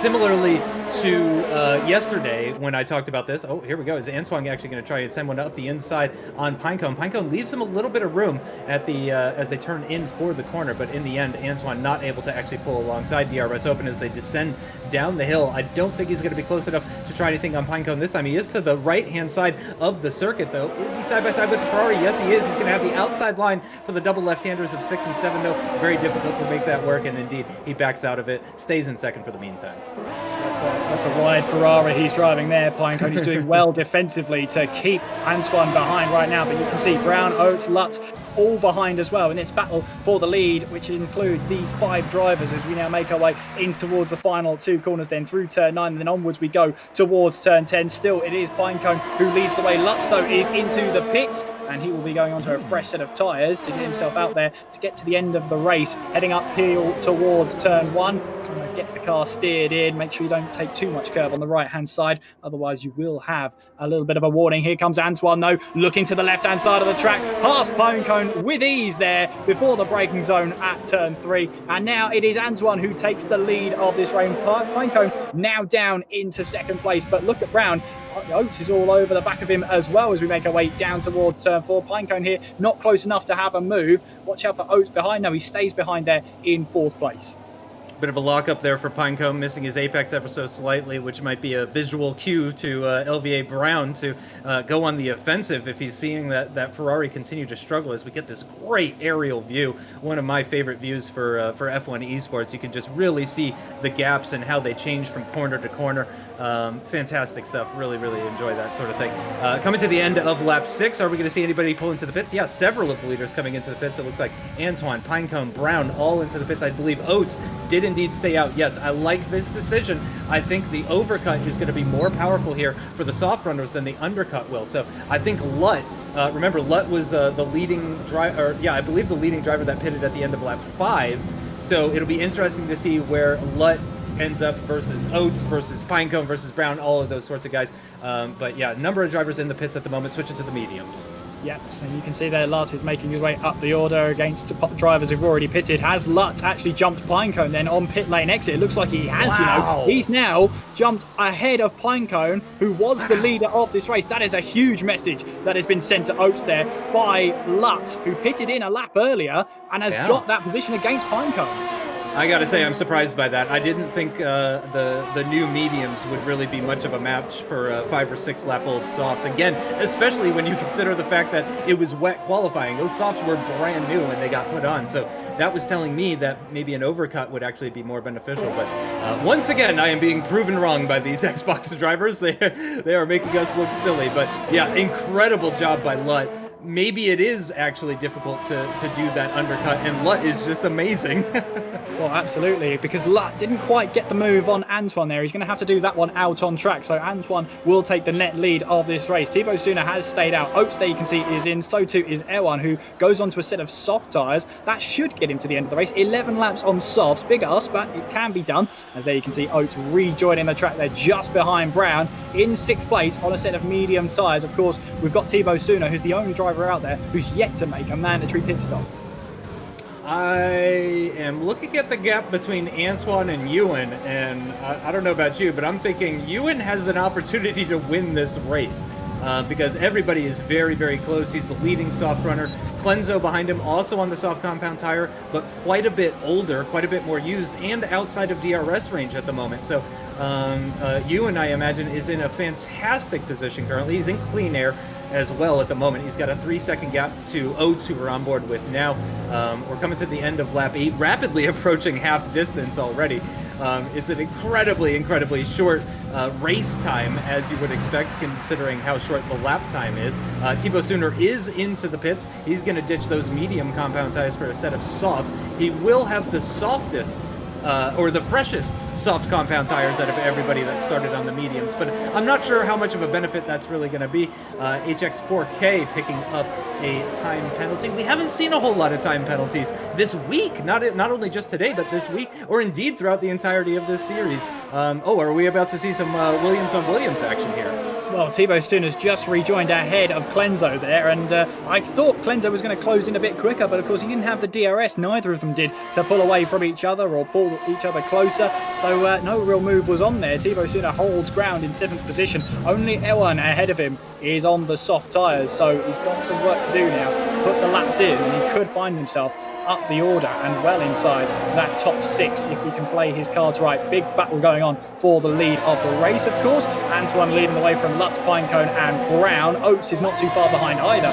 He's in 5th place right now, but you see Erwan and Thibaut Suna, Clenzo on the soft tyres. You'd expect them to close in on that gap to the leaders very, very quickly. Although, as we keep saying, with the soft tyres, they do have a tendency to wear up a lot quicker than the medium tyre runners. Erwan then sets the fast lap race, 104.7.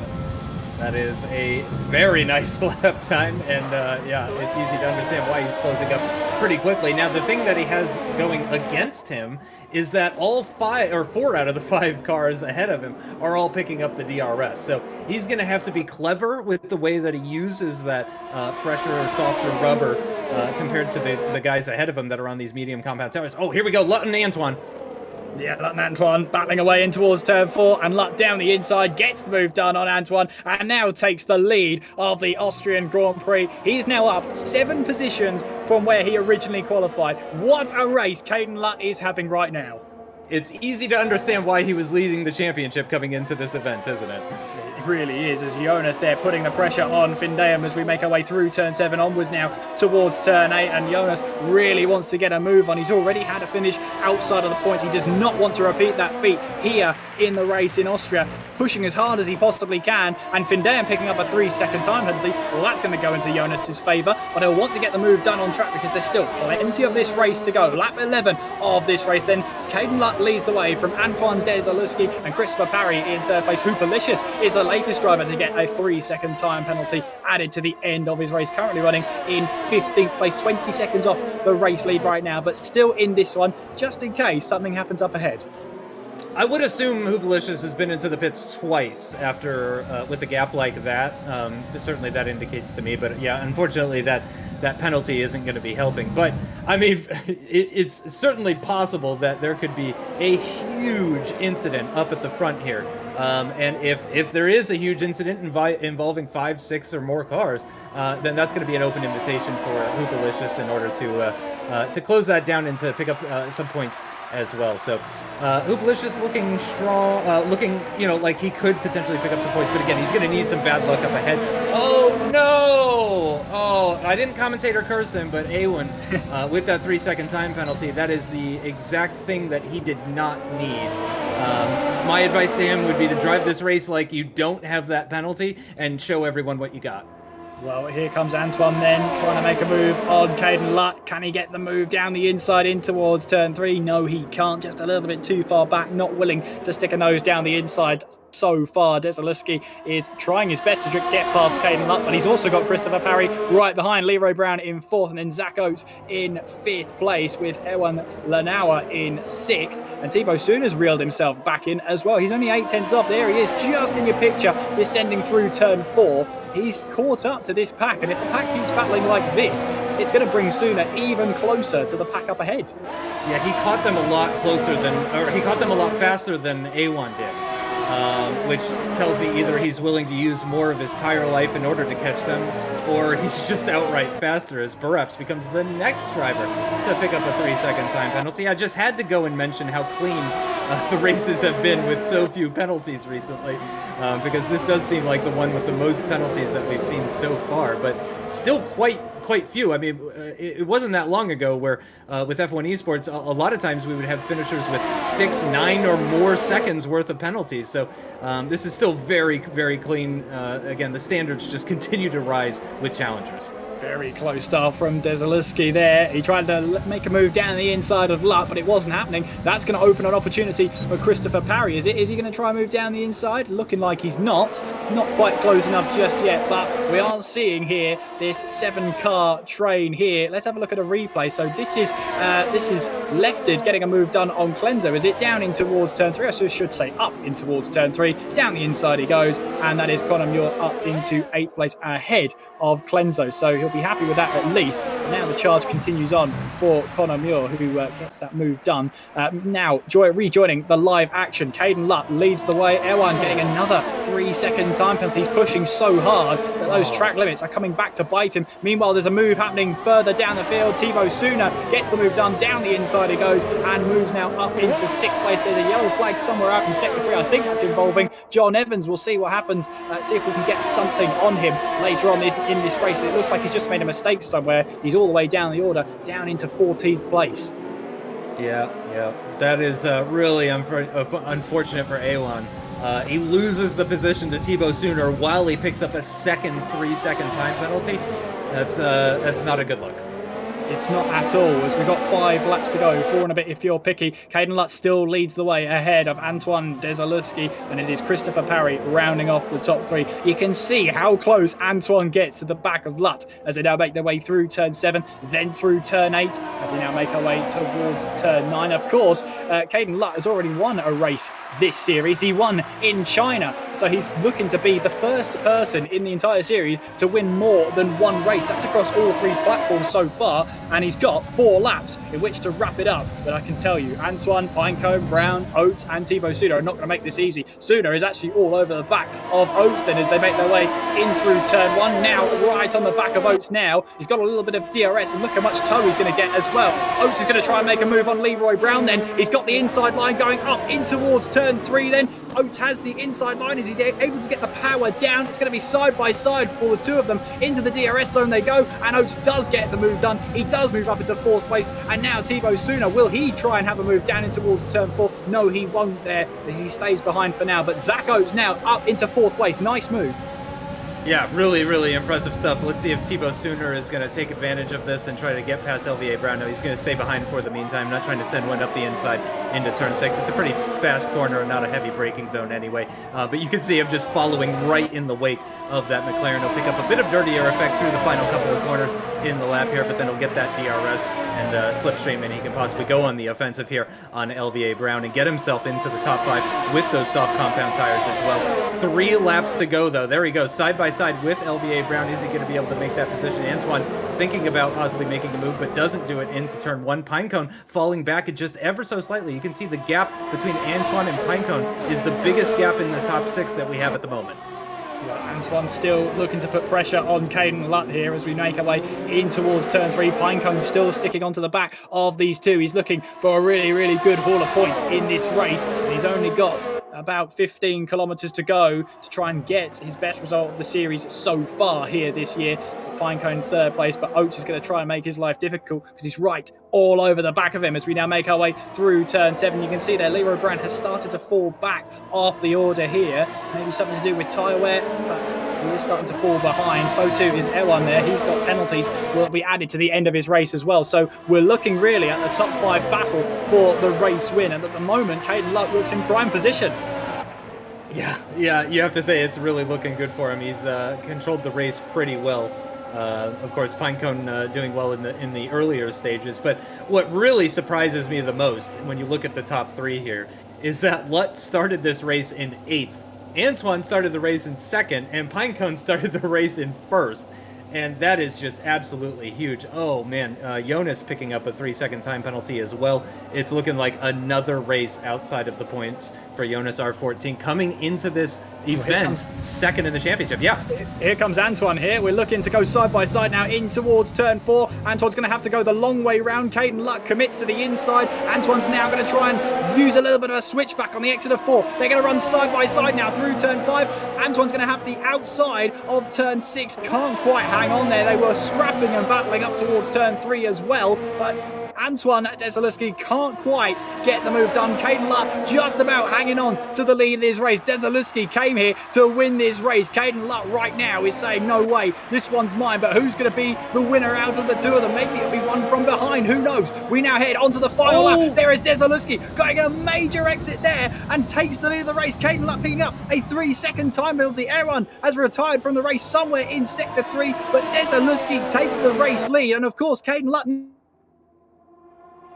he will be absolutely kicking himself about that one as we're still going side by side behind them. Thibaut Suna's trying to make a move. So too is Pinecone on Lutt then in towards turn 3. Caden Lutt here has those 3 seconds of time penalties. Pinecone will know about that as well. He doesn't have to battle too hard to get that 2nd place, but he's going to battle anyway. Pinecone up the inside. No, door closed by Lutt there as we now make our way through turns 4. Now through turn 5. Caden Lutt just about leaving enough room there. Pinecone discouraged by the lack of room there. He had to back out of that one. Now making our way through turn 6, then through turn 7. Antoine here is looking to try and make and get away from Lutt and the battle behind. Over the crest we go towards turns 9 and 10. Pinecone suddenly has to go on the defensive from Thibaut Suna, who's really come alive in the last few laps of this race. But Antoine makes his way around the final corner and towards the checkered flag. It's Antoine Desaluski who takes the race win here in Austria. It's Christopher Parry in 2nd place. And look at that, Thibaut Suna, back-to-back podiums.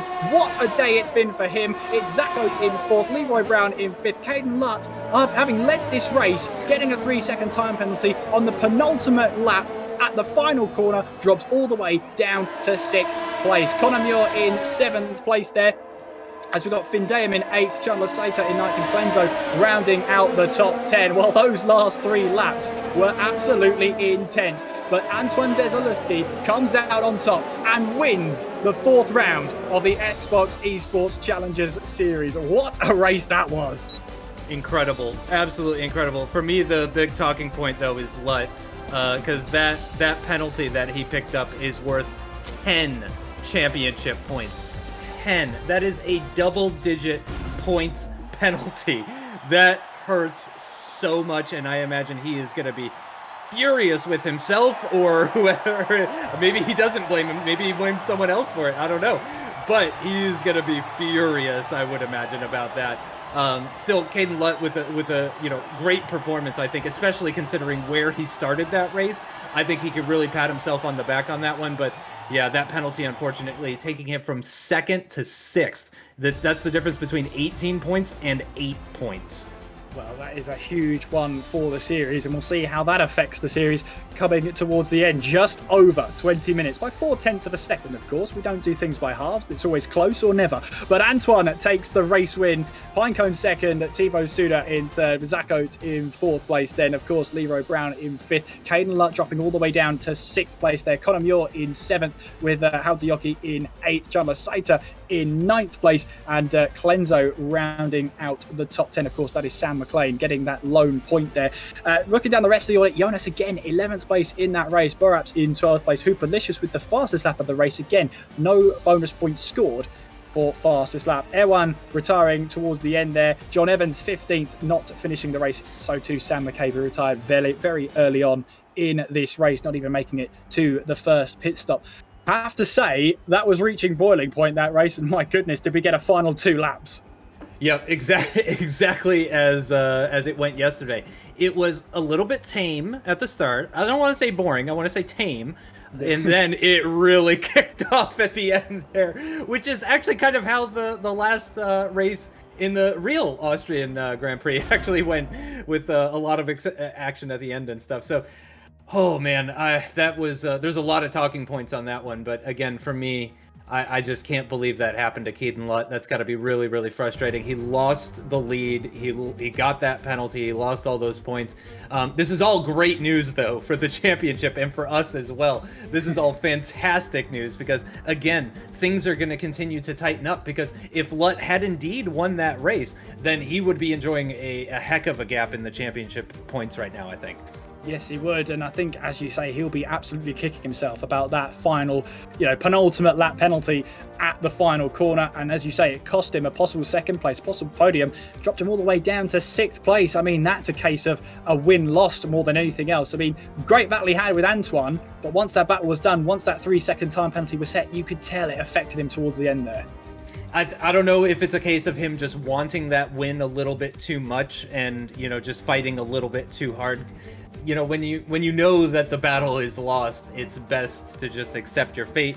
Most racing drivers know this. It's the same reason that you don't battle someone who's on an alternate strategy, because you're just wasting time. You're slowing yourself down. You're bringing people that are behind you even closer to you, that kind of stuff. And that's the kind of mentality and the kind of focus that you need to have when you're in these races. You got to be thinking long term, not just about the race, but also about the championship as well. So yeah, it's got to be really, really frustrating for Lutt, but he still has 6 races to go. Absolutely. And of course, Christopher Parry, he's here. At last, he's here. Yep.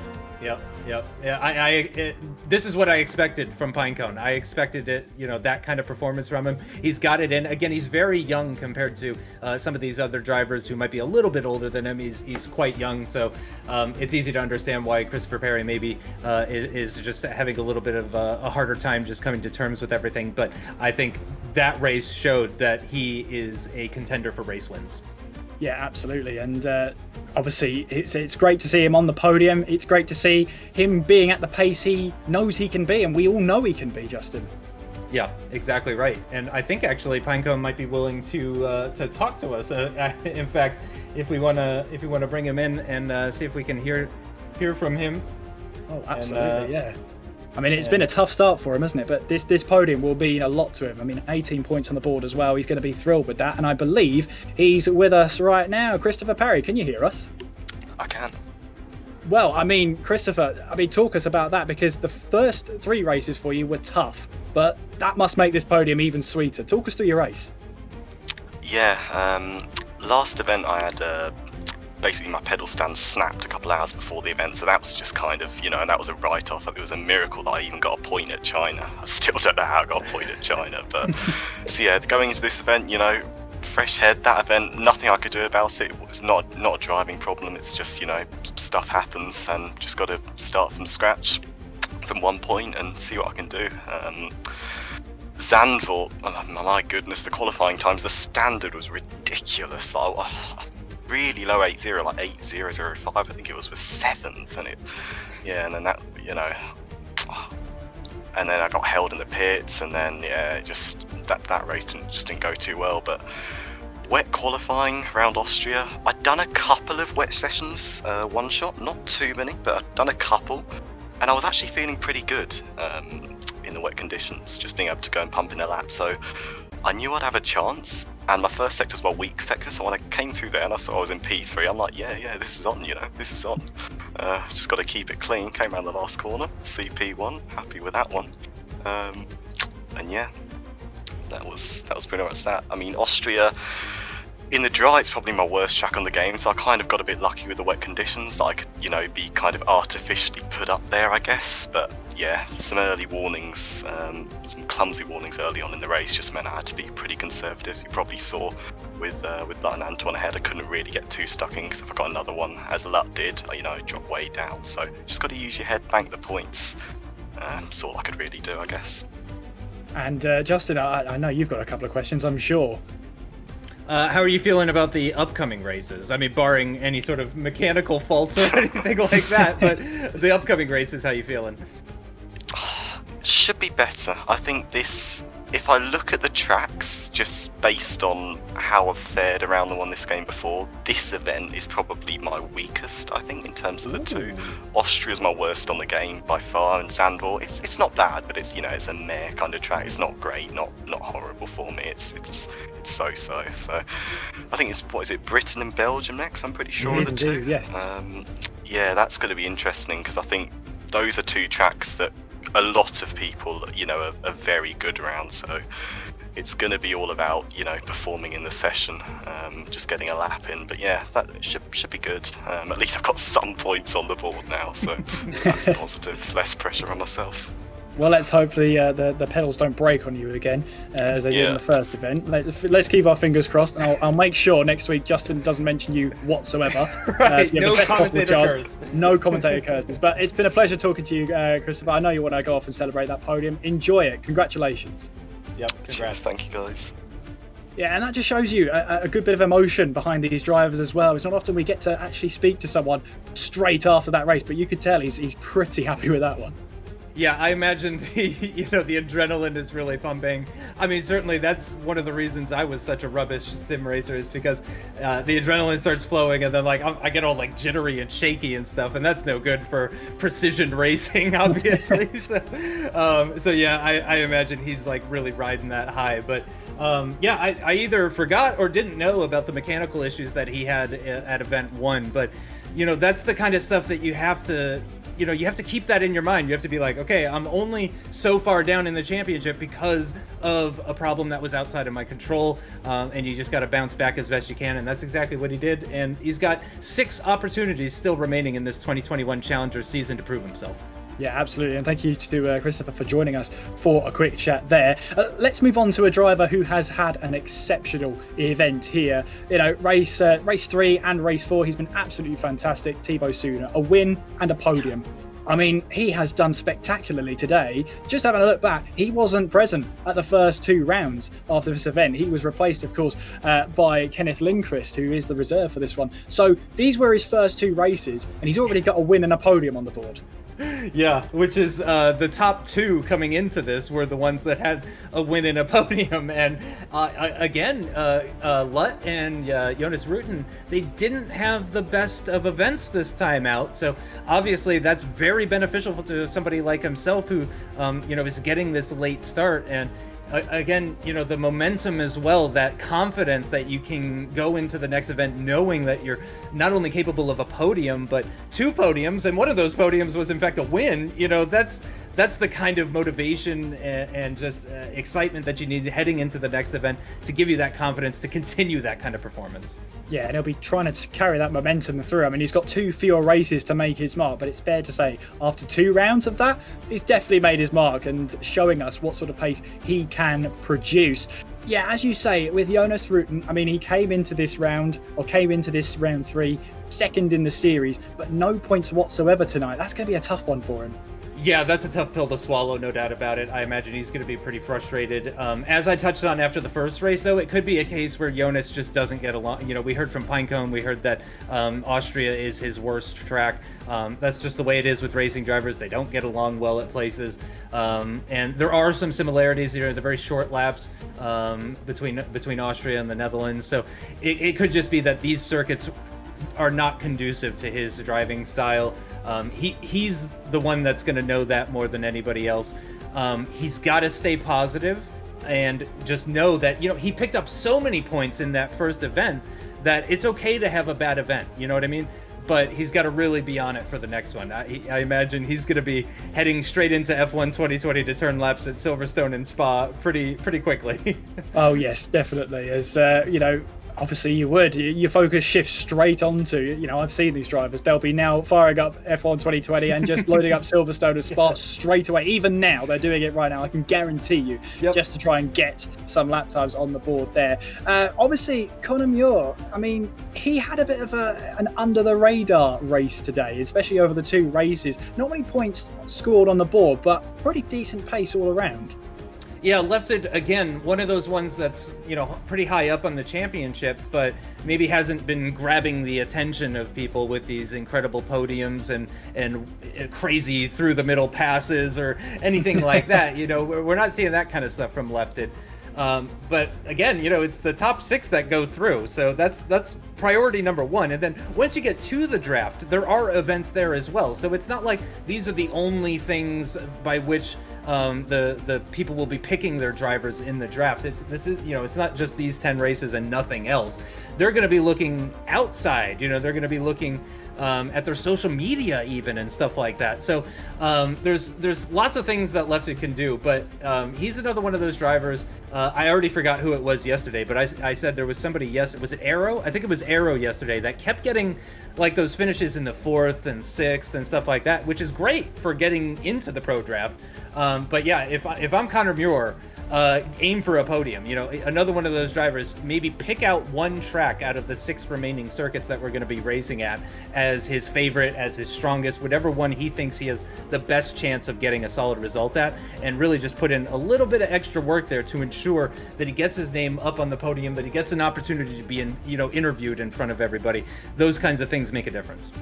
They do. The only issue with that, though, is if you focus on a quote-unquote favourite track, the only problem is you let the others suffer. So you've got to really find that balance of, working on your favourite track, but also trying to work on your least favourite track, the one you don't want to turn the hours in at. So it's a bit of a mixed strategy with that one, but you just got to make sure that if you're really excelling in one, you don't let the other tracks fall behind. That's a really common problem that can happen, where it's human nature. You want to do something you're good at rather than something you're not good at. It's just the way it goes.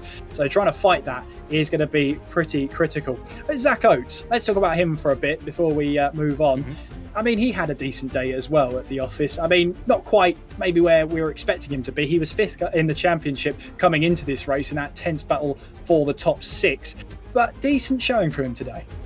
Yeah, I would be happy with that coming in. I mean, I would be happy just to make it into this event, if I'm honest. But yeah, I would be happy with that, scoring points and just being up there and racing with the guys that are at the front, even if you're not necessarily leading the championship yourself or anything. It's all a boost to your confidence and whatnot. I wanted to bring up actually. Who was it that picked up all the penalties? Ewan. That was hard to watch.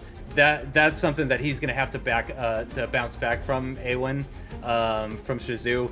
That was really unfortunate to see that many penalties. Again, we've talked about how clean this year has been. Not a lot of penalties, and we've seen how dangerous and destructive penalties can be. Keaton Lutt is another one that knows exactly how destructive a penalty, just one penalty can be, never mind picking up 3 penalties. So I really feel for A1 on that one. He showed great pace today, but he couldn't do it without picking up a number of penalties, which has got to be frustrating. I think a driver we do have to mention as well, he had such a bad day, and most of it had nothing to do with him. Hoopalicious, just in the wrong place at the wrong that lap passes. That lap at the beginning of Austria, I've never seen somebody just get KO'd over and over again. It just really hurt for Hoopalicious to see that. So but again, focus on the positives, that kind of stuff. I'm obviously thrilled to see Americans even taking part in this, such as Hoopalicious. So it was, it's great to see him on the pace. But yeah, that's some really unfortunate luck to have to deal with that. But on the bright side, when that sort of stuff happens to you, just like Pinecone when we interviewed him, he said, that stuff's out of my control. What can I do? Can't let it get me down. He's got to have the same mindset. Yes, and that's going to be one he has to bounce back from. And coming into this one, he hadn't scored any points so far, so it's a little trickier to try and get out of that mentality when it's 4 races that have just not gone your way. So let's see how he can bounce back at the next round. Speaking of which, of course, you can tune in next month, of course, for the next one of the Xbox lot as they head to Silverstone and then to Belgium, Spa. 2 of the longest tracks on the calendar. In fact, Spa going as the longest track on the calendar, just over 7 kilometers at the legendary Spa-Francorchamps circuit. I mean, classic tracks should invite some classic races. Yeah, no shortage of overtaking locations, lots of high-speed stuff, which I personally love. You know, what better way to flex the muscles of an F1 car than to, you know, head through a corner at 160, 170 miles per hour? I mean, that just shows the type of the caliber of machinery that you're dealing with. And I think Belgium and Silverstone are both fantastic places to show off that kind of prowess. And they put on fantastic races as well, both in real life and in the virtual space as well. Really, really looking forward to it personally. And of course, tomorrow as well, we've got the PC guys, and we're going to be going to Zandvoort in Austria for the final time, which is crazy to say. I hate to say it. I really, really liked China and Vietnam, but I think these races have been even better so far. We'll have to see on PC. Who knows? Maybe it'll be a snooze fest. Unlikely. But so far, this event has been even better, and I'm really, really excited about the possibilities for Event 3. Absolutely. And when we head next month to Silverstone and to Spa, of course, we get to relay some very famous corner names, as you see Maggots, Beckett's, Chapel onto Stowe. I mean, that's going to be a combination I'm never going to tire of, say. Maybe through Eau Rouge and up Radion down the Kemmel Straight. I mean, again, such classic tracks. They have these classic names that live in your memory forever. I'm honestly looking forward to go there. However, of course, as you say, we've got PC tomorrow at Zandvoort and Austria. Already, PlayStation and Xbox has provided us with some fantastic races. It's only safe to assume that PC is going to do exactly the same, if not better. Yeah, exactly right. Yeah, I would expect it to be very, very similar to what we saw. The short nature of these tracks and the limited overtaking locations means that you see moves at places that you don't traditionally see. You see strategies that are a little bit varied as well. You know, there's just that excitement level that we've seen for the week so far, and again, we do expect that to continue for the PC side. As we've said multiple times, once we get all of the guys together in the Pro Series on the same platform together, we inevitably find out they're pretty similar. These guys are all the same skill level. When you have so many people playing F1 2020, I can't say I'm too surprised to find out that, you know, the level of competition is extremely tight. So after that preview, hopefully you're going to join us next month as well as tomorrow. Hopefully we've hyped that up enough. Not that we needed to, of course, but we can move on now, hopefully, to the official results from both Race 3 and Race 4. Race 3 at Zandvoort and Race 4 at Spielberg. So we'll be bringing you those results. So round number 3 will come first, and there you can see Thibaut Suna is the race winner. Antoine Desalewski in second. Zach Oates rounding out the top 3. Conor Muir in 4th. Caden Lutt in 5th. Sam McCabe in 6th. Christopher Parry in 7th, Jaden Munoz in 8th, Leroy Brown 9th, and Chandler Sater rounding off the top 10. Just to take you through the rest of the order, Jonas Rooten finishing outside of the top 10, Erwin Lanauer in 12th, John Evans in 13th, Andrew Koropi in 14th place, Mikko Hautajoki in 15th, Sam McLean rounding off those top 16, but he did have internet issues in that race, unfortunate for him. And then we move on to Austria. Antoine Desalewski took the race win there, of course. Christopher Parry finishing in 2nd for his first podium of the season. Thibaut Suna grabbing his 2nd podium out of 2 races, finishing in 3rd place. Zach Oates in 4th with Leroy Brown in 5th, Caden Lutt in 6th, Conor Muir in 7th, Mikko Hautajoki in 8th, Chandler Sater in 9th, and Sam McLean rounding off the top 10, bringing a light to the end of the tunnel on what has been a difficult day for him. Jonas Rooten in 11th place, Koropi in 12th, Munoz in 13th place, Lanauer 14th, Evans in 15th, Sam McCabe finishing in 16th place. In fact, John Evans and Sam McCabe not finishing the race. Erwin Lanauer was classified, even though he didn't reach the start finish line and the checkered flag. So there you can see then the points after event number 2, and it is Caden Lutt who leads by 4 points ahead of Antoine Desalewski. Zach Oates in 3rd there on 43 points, Conor Muir in 4th place on 42. Jonas Rooten, there you can see no points scored tonight at this event. He goes from 2nd down to 5th in the standings. Thibaut Suna, well, had to make a mark very quickly, already into the top 6 in his first event. Leroy Brown down to 7th place, Christopher Parry up to 8th, Mikko Hautajoki in 9th, and Erwin Lanauer in 10th place. To take you through the rest of the standings here on Xbox after 2 events, only 2 drivers have yet to score points on the board, that being John Evans and Andrew Koropi. In the meantime, Sam McLean, Chandler Sater, Sam McCabe and Jaden Munoz there, the point scorers rounding off the top 14. Well, it has been a very, very exciting race, and hopefully you will join us one more time when we head to the PC platform tomorrow, 7 o'clock Greenwich Mean Time. Once again, we head to Zandvoort and to Austria for the next sort of rounds, as Justin there is having to relax after an impressive race for sure. Yeah, I'll don't worry. But anyway, hopefully you will join us tomorrow. Same place here for the next exciting rounds of PC, rounds 3 and 4. Hopefully you can join us for that one. From myself, Kieran from McGinley, and from Justin Sutton alongside me, take care of yourselves, and hopefully we will see you tomorrow. Good night.